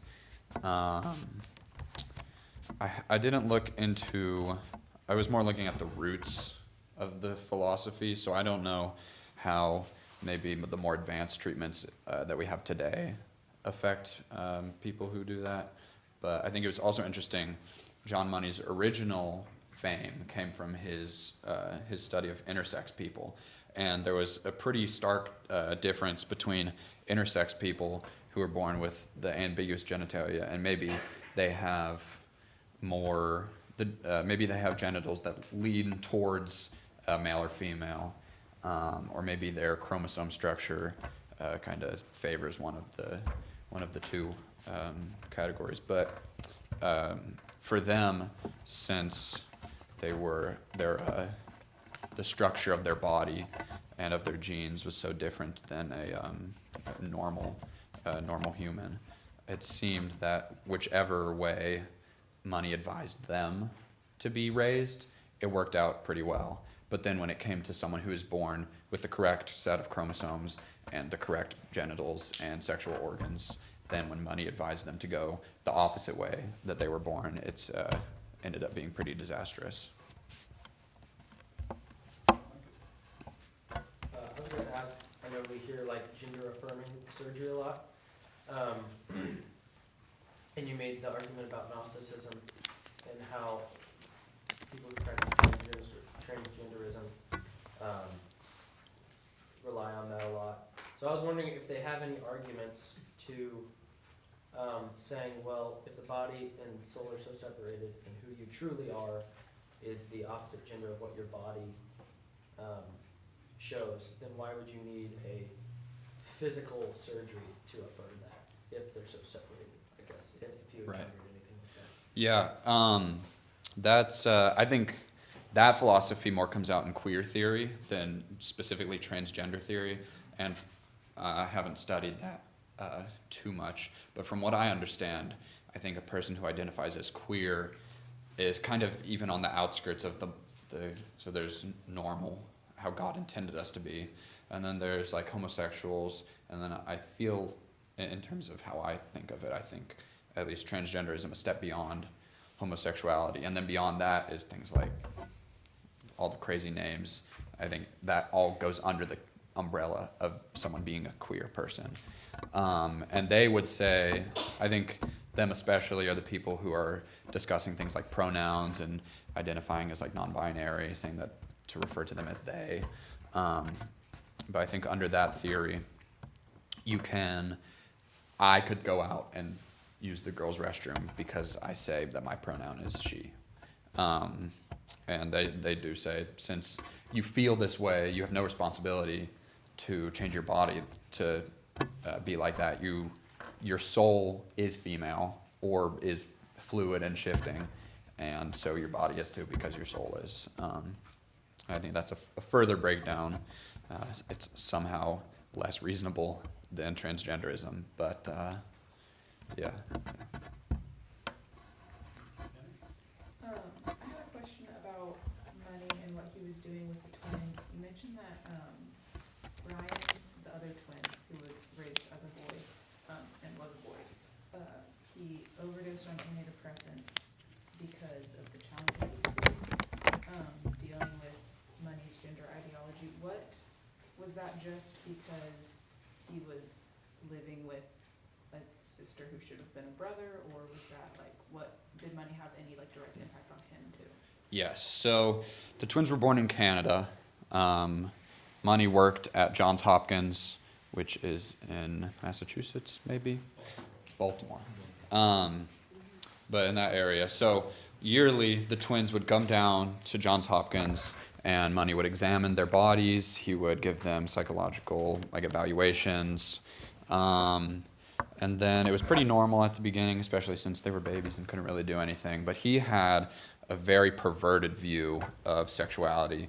He thought that things like pornography should be commonplace and shown to children as they're learning about sexuality and their bodies and other people's bodies. And he thought that's very, very fluid, kind of Freudian, I think, would categorize a little bit of how he saw that.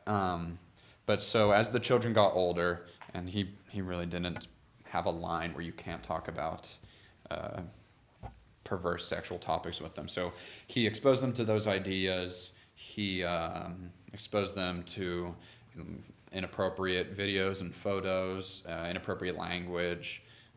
Even I looked into one of his books, and he was discussing his idea of the study of gender, and he proposed that it should be not even sexology, because sex has a clinical view, and he said that it should be F-wordology, and kind of went on a big rant about that and how the F-word is a little stigmatized and stuff, and how it should be used when people don't use it.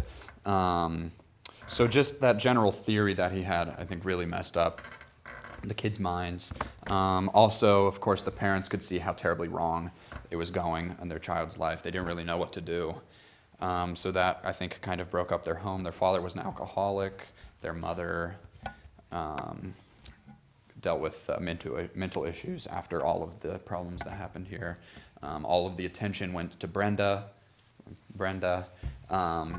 because of all of the problems that John Money kind of put into their life.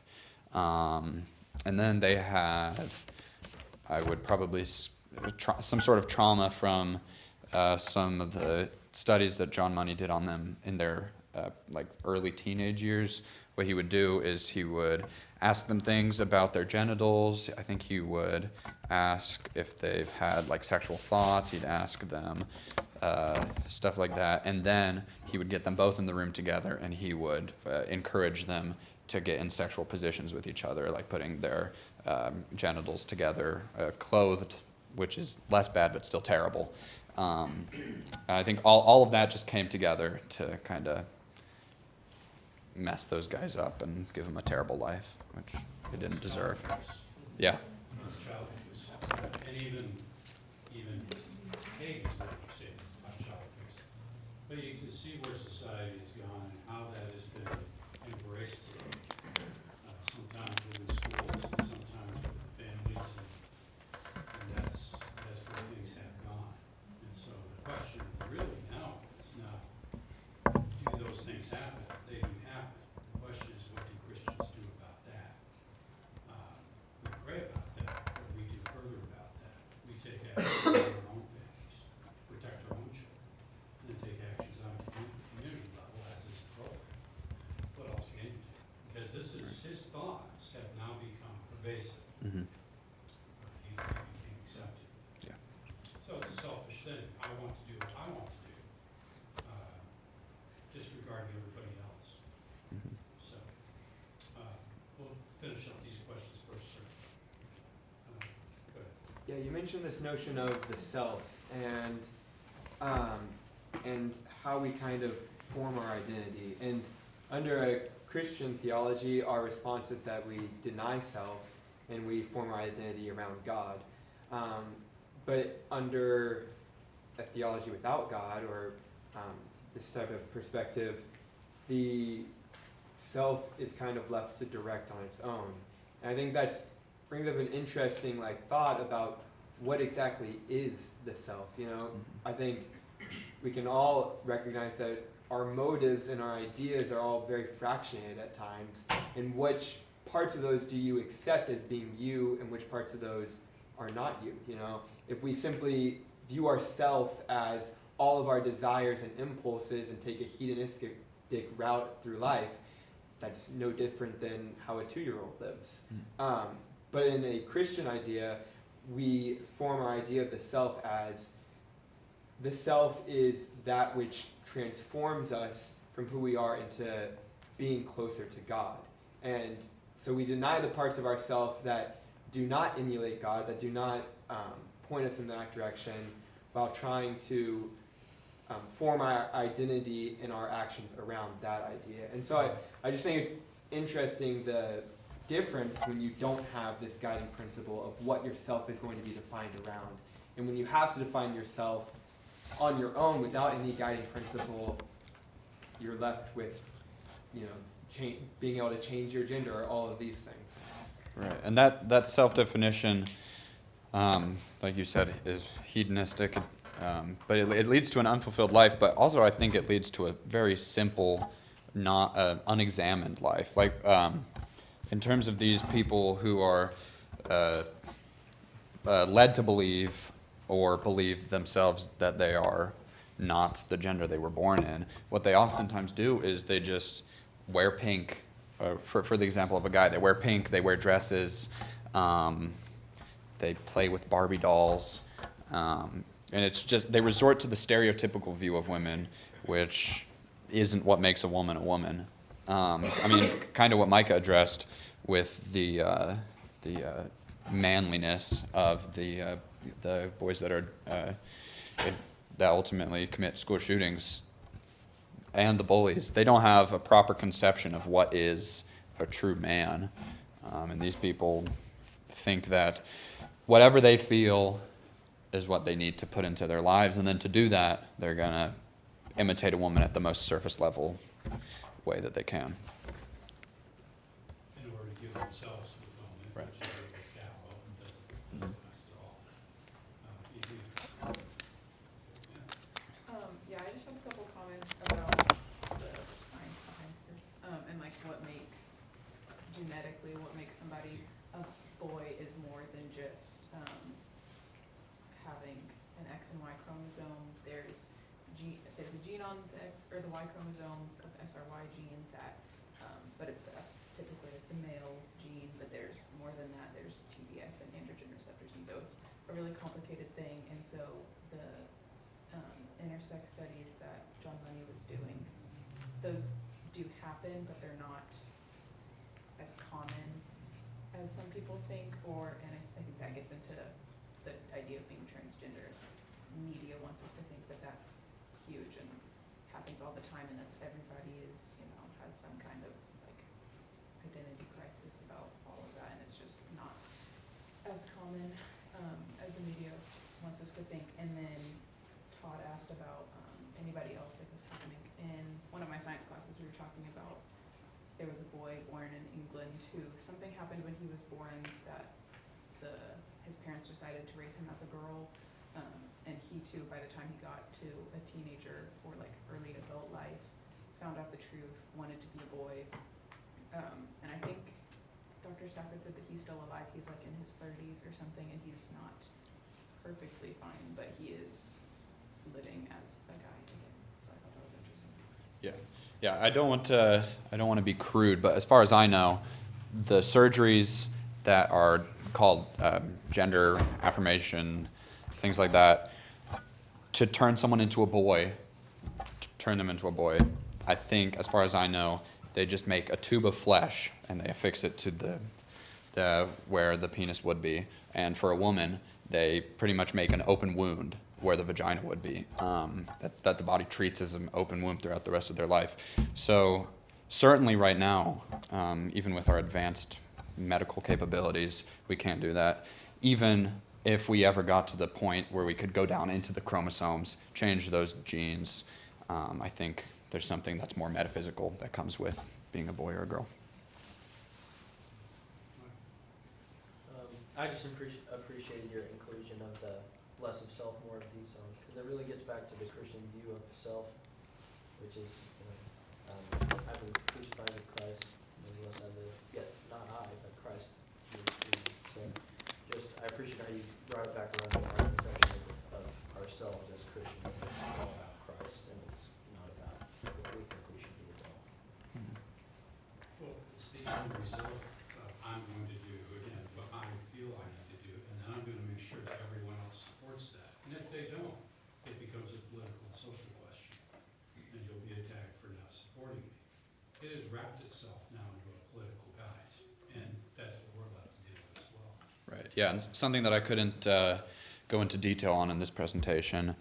I read a book by a guy named Carl Trueman called Strange New World, and he discussed how the greatest virtue that this society holds is being authentic and putting how you perceive yourself into the real world.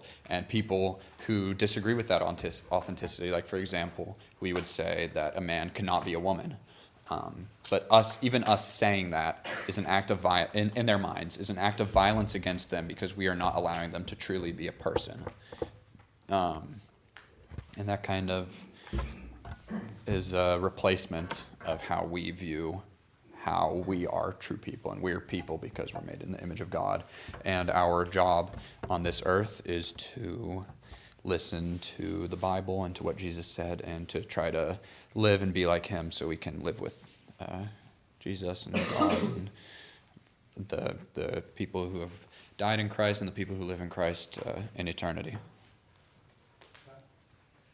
Kind of like what Mikey said, I think you did a good job of presenting this information, and also I think you did a good job of explaining, but also I think the research just is self-evident and shows that this knowledge is faulty. Like, it's not going to be fruitful when you see Money's research and what he's been doing with the children.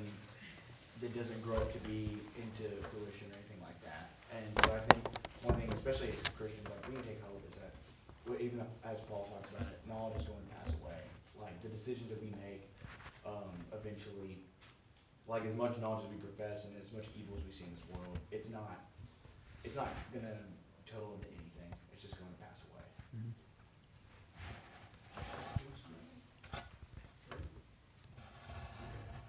So you have a question? Is your, I missed part of what you said because I had to go out, but did you make the point that this whole transgender thing is founded in large measure on what this one man has studied? That's what my research suggests. I know it's not just him. There's a guy named Alfred Kinsey who is very influential. And then I think just the general, Marx, Hegel, those anti-truth guys kind of laid the groundwork. And then I think John Money has especially laid a foundation for the idea of transgenderism in practice, and the actual surgeries and the actual procedures that can be done to affirm someone's false gender. It seems to me, from what you've said about him, he's completely discredited. Yeah, I agree. So how in the world could it be that that forms the foundation for this whole thing, accepted by the American Medical Association? Right. And he, yeah, I mean, I don't know. Hard question.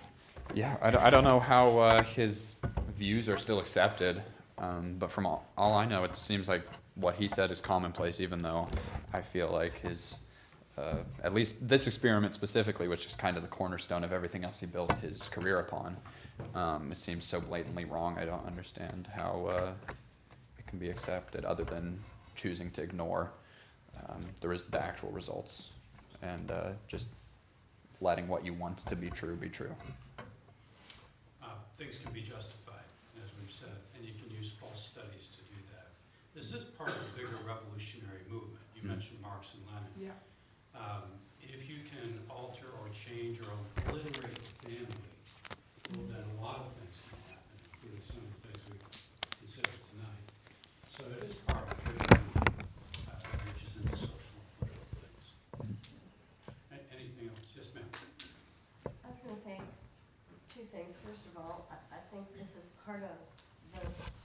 conclusion that God says if you don't know the truth, you know, people will believe a lie, even a huge lie like this, and they can believe it with all their heart because they really don't want to know the truth. The other thing that I was wondering is if you saw anything about different cultures. I know our culture in the Western world is obsessed with sex, and it's everywhere over popular culture. It's, you know, it's one thing for us as Christians, I think, when we talk with these people, the idea that we would be talking to them is, well, if you don't, you know, if you can't relate in the way that your body is, then you can still serve Christ fully, you know, as the celibate individual. But for our culture, being celibate is like asking people to, you know, give up everything and lie down and be abused by everyone else. I mean, because we build it up so much. So, like, what is transgenderism like in other countries, maybe in underdeveloped countries? I mean, do they have anything anywhere where people are saying, I'm not really a boy, I'm a girl? Right. My specific research for this project didn't go into that, but I know there are some arguments by people who do believe in transgenderism that things like Native American cultures have had a third gender called like Two-Spirit or something like that. I think Buddhists may believe that it's possible for a man's soul to be reincarnated into a woman's body. But I didn't encounter anything specifically. I do know, I would say it's more of a problem in our culture because of the insistence on the authenticity of the self and placing that as such an ideal to our culture. But it definitely, self-denial is definitely something that would be important there. And one of the women that I cited, I read, named Rebecca McLaughlin, is attracted to women, but she's a Christian, and she denies that attraction. She has a husband. I think she has kids, and is living a happy life because instead of focusing on what she wants and who she's specifically attracted to, she focuses on what God wants for us and how God ordered the world. So I think that's definitely an unencouraging thing to know and to look at and see how she, even being in that mindset, can reject something that I'm sure is a pretty strong desire and something that's pretty difficult to deny. But something I wish more people could do, especially in terms of this sexual falsehood.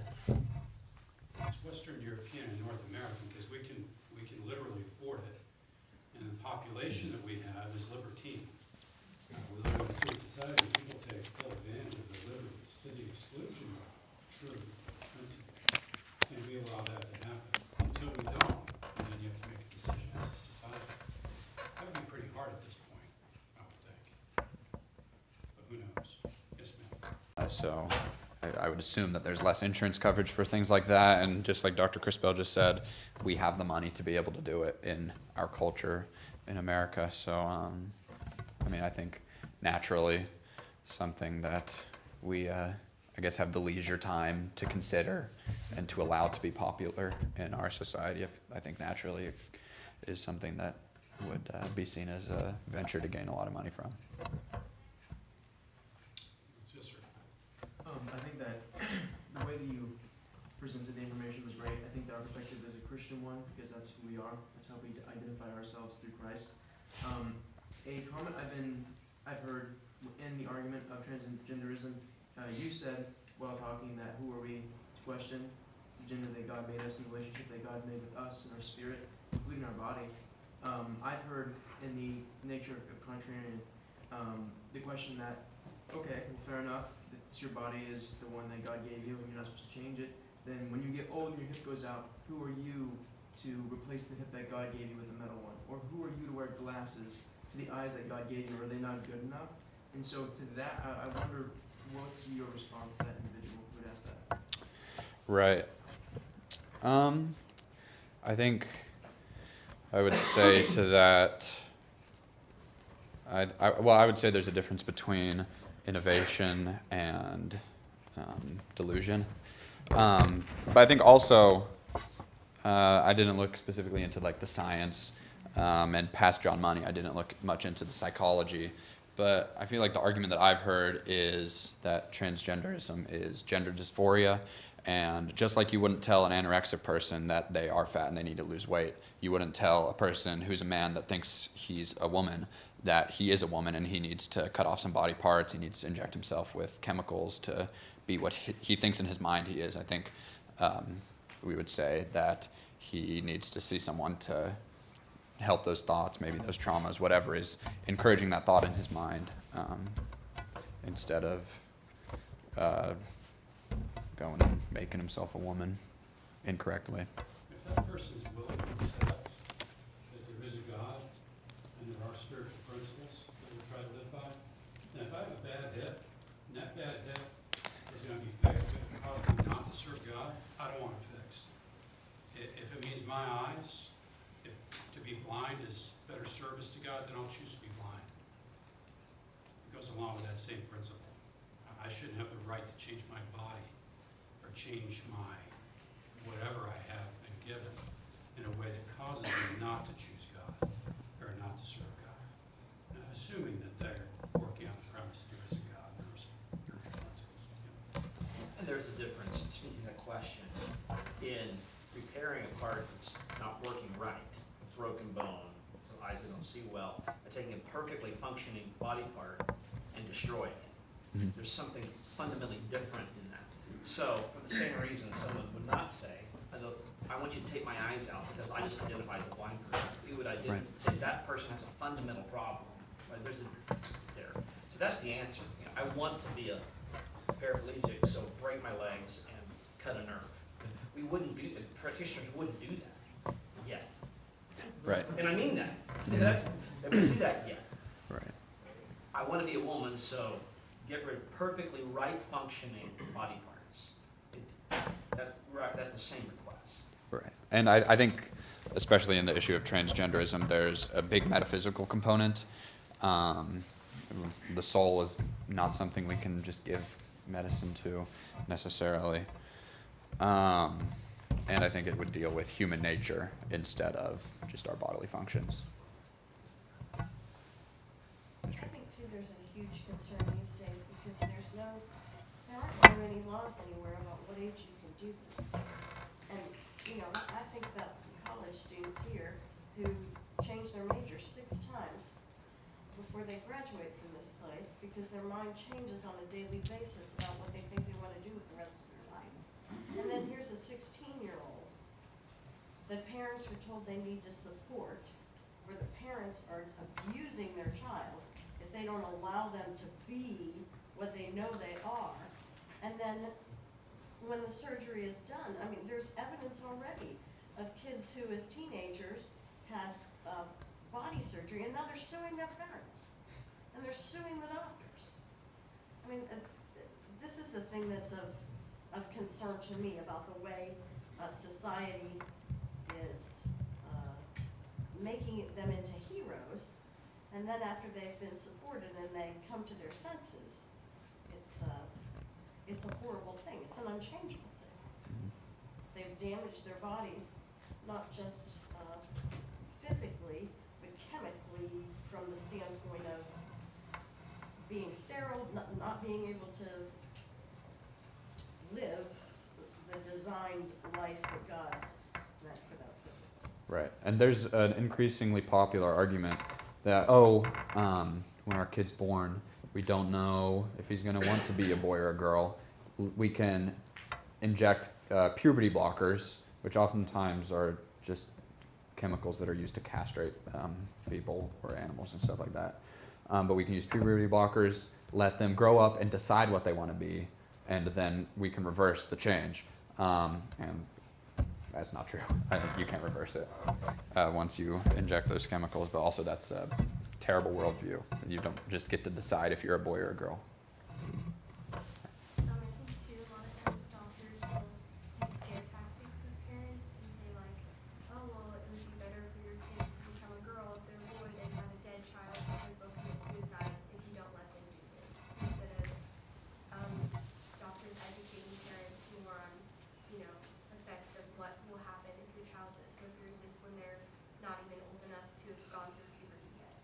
Right. And yeah, the mom of the twins said that she had no other choice, which is why she kept up the charade for so long. Hayden? Something that I've read about, and it kind of goes back to this principle we have talked about in this conversation, but like following the money, like not necessarily John money, but following the actual dollar bill. Because from what I understand, what I've read is this is a very expensive procedure, and not only is it expensive to have these initial procedures done, it makes you a lifelong you're reliant on these medications and continuing to go back to these physicians for the rest of your life, just to, because you're changing you're like Mr. Todd was saying, like you're destroying your body. This is not the way your body's supposed to function. You are now reliant on these healthcare providers to keep you functioning for the rest of your life. And I just wonder, like we talked a lot about like the ideology of it. Like how much would you say that's like related to profitability? Right. I think it's definitely a factor, and it's a good point about mainly they have to. I mean, lifelong consumers of the medical services and stuff that they'll need, because like I touched on earlier, the procedures to affirm one's gender aren't good right now.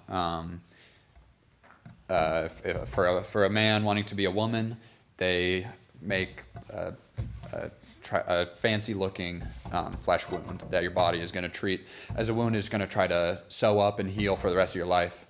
You'll have to get medications for that, or like you have to dilate it every day to make sure that your body doesn't heal it.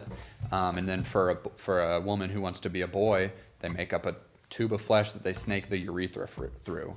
That is very prone to infection, very prone to other injuries. So, yeah, the upfront cost is very expensive, but also it's just a constant stream of money that's going to come through because there's so many issues that they're going to have throughout the rest of their lives, let alone costs to their mental health as well.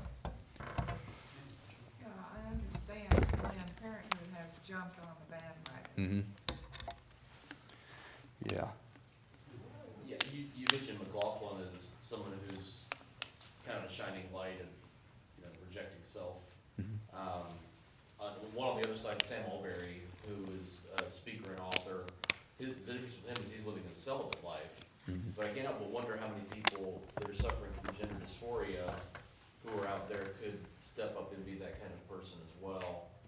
And I wonder if some of the difficulty is getting past the stigma that there exists within Christendom at large, and certainly within very conservative forms of Christianity, that homosexuality and other sexual related sins are the big sin and the worst sin, and admitting that you're same-sex attracted, or admitting that you have a feeling inside that your body and your mind don't match. They want to hide that as much as possible rather than saying, here's how you deal with it as a Christian.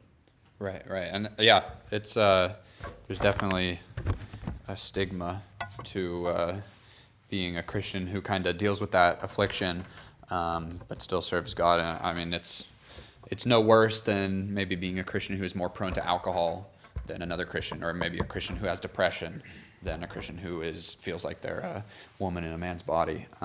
Because as long as those feelings aren't acted upon, and everyone has different temptations, and as long as we don't pursue those temptations, then there's I wouldn't see any problem with following Jesus and doing what we're supposed to do. Well, I think all three of y'all did a great job. But mine's more of a comment, follow up on what Nathan was saying. I like your analogy of this as being a kind of form of Gnosticism, because you can define Gnosticism as where the inner reality or inner truth is more real to you than objective external reality. And I do think transgenderism is an extreme case of that going to seed. My concern is that's too easy of a whipping boy for conservative religious people, when we're equally guilty of the same sin. Because for decades I have heard people who profess to be followers of Jesus say, God wants me to be happy. And that becomes my inner reality that trumps any external objective reality, such as, stay in your marriage, be celibate, whatever it is.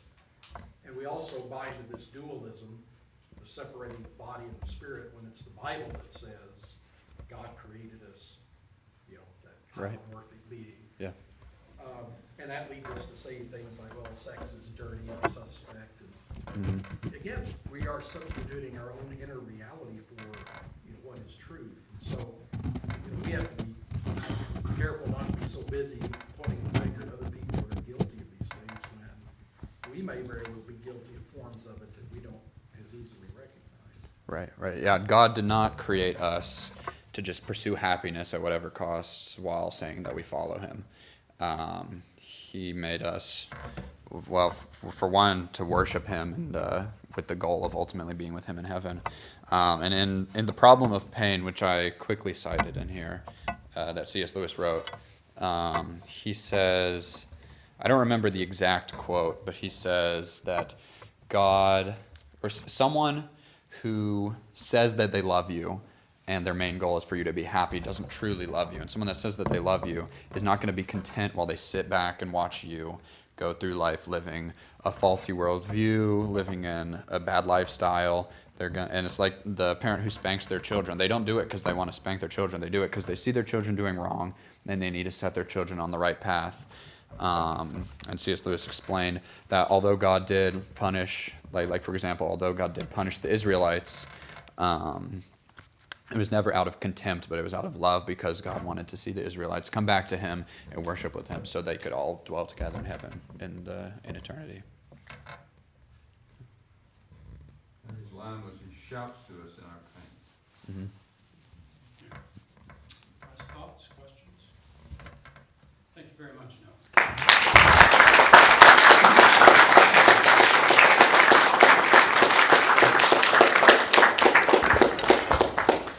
Well, away with the idea that we avoid difficult topics in this setting. Appreciate you guys very much, Hannah and Micah and Noah. And we appreciate you all being here tonight. Appreciate your time. We went a little over time tonight, but I believe that was well worth it. Appreciate the comments. We will have one last honors evening on the Thursday after break, which is the 30th of November. And actually, two of our panelists are going to be our presenters that night. And that's Todd Houchel and also Caleb Schmidt. So we expect you to live up to the standard of difficult topics and handling good questions. So hope you all have a very good Thanksgiving holiday. Again, thank you for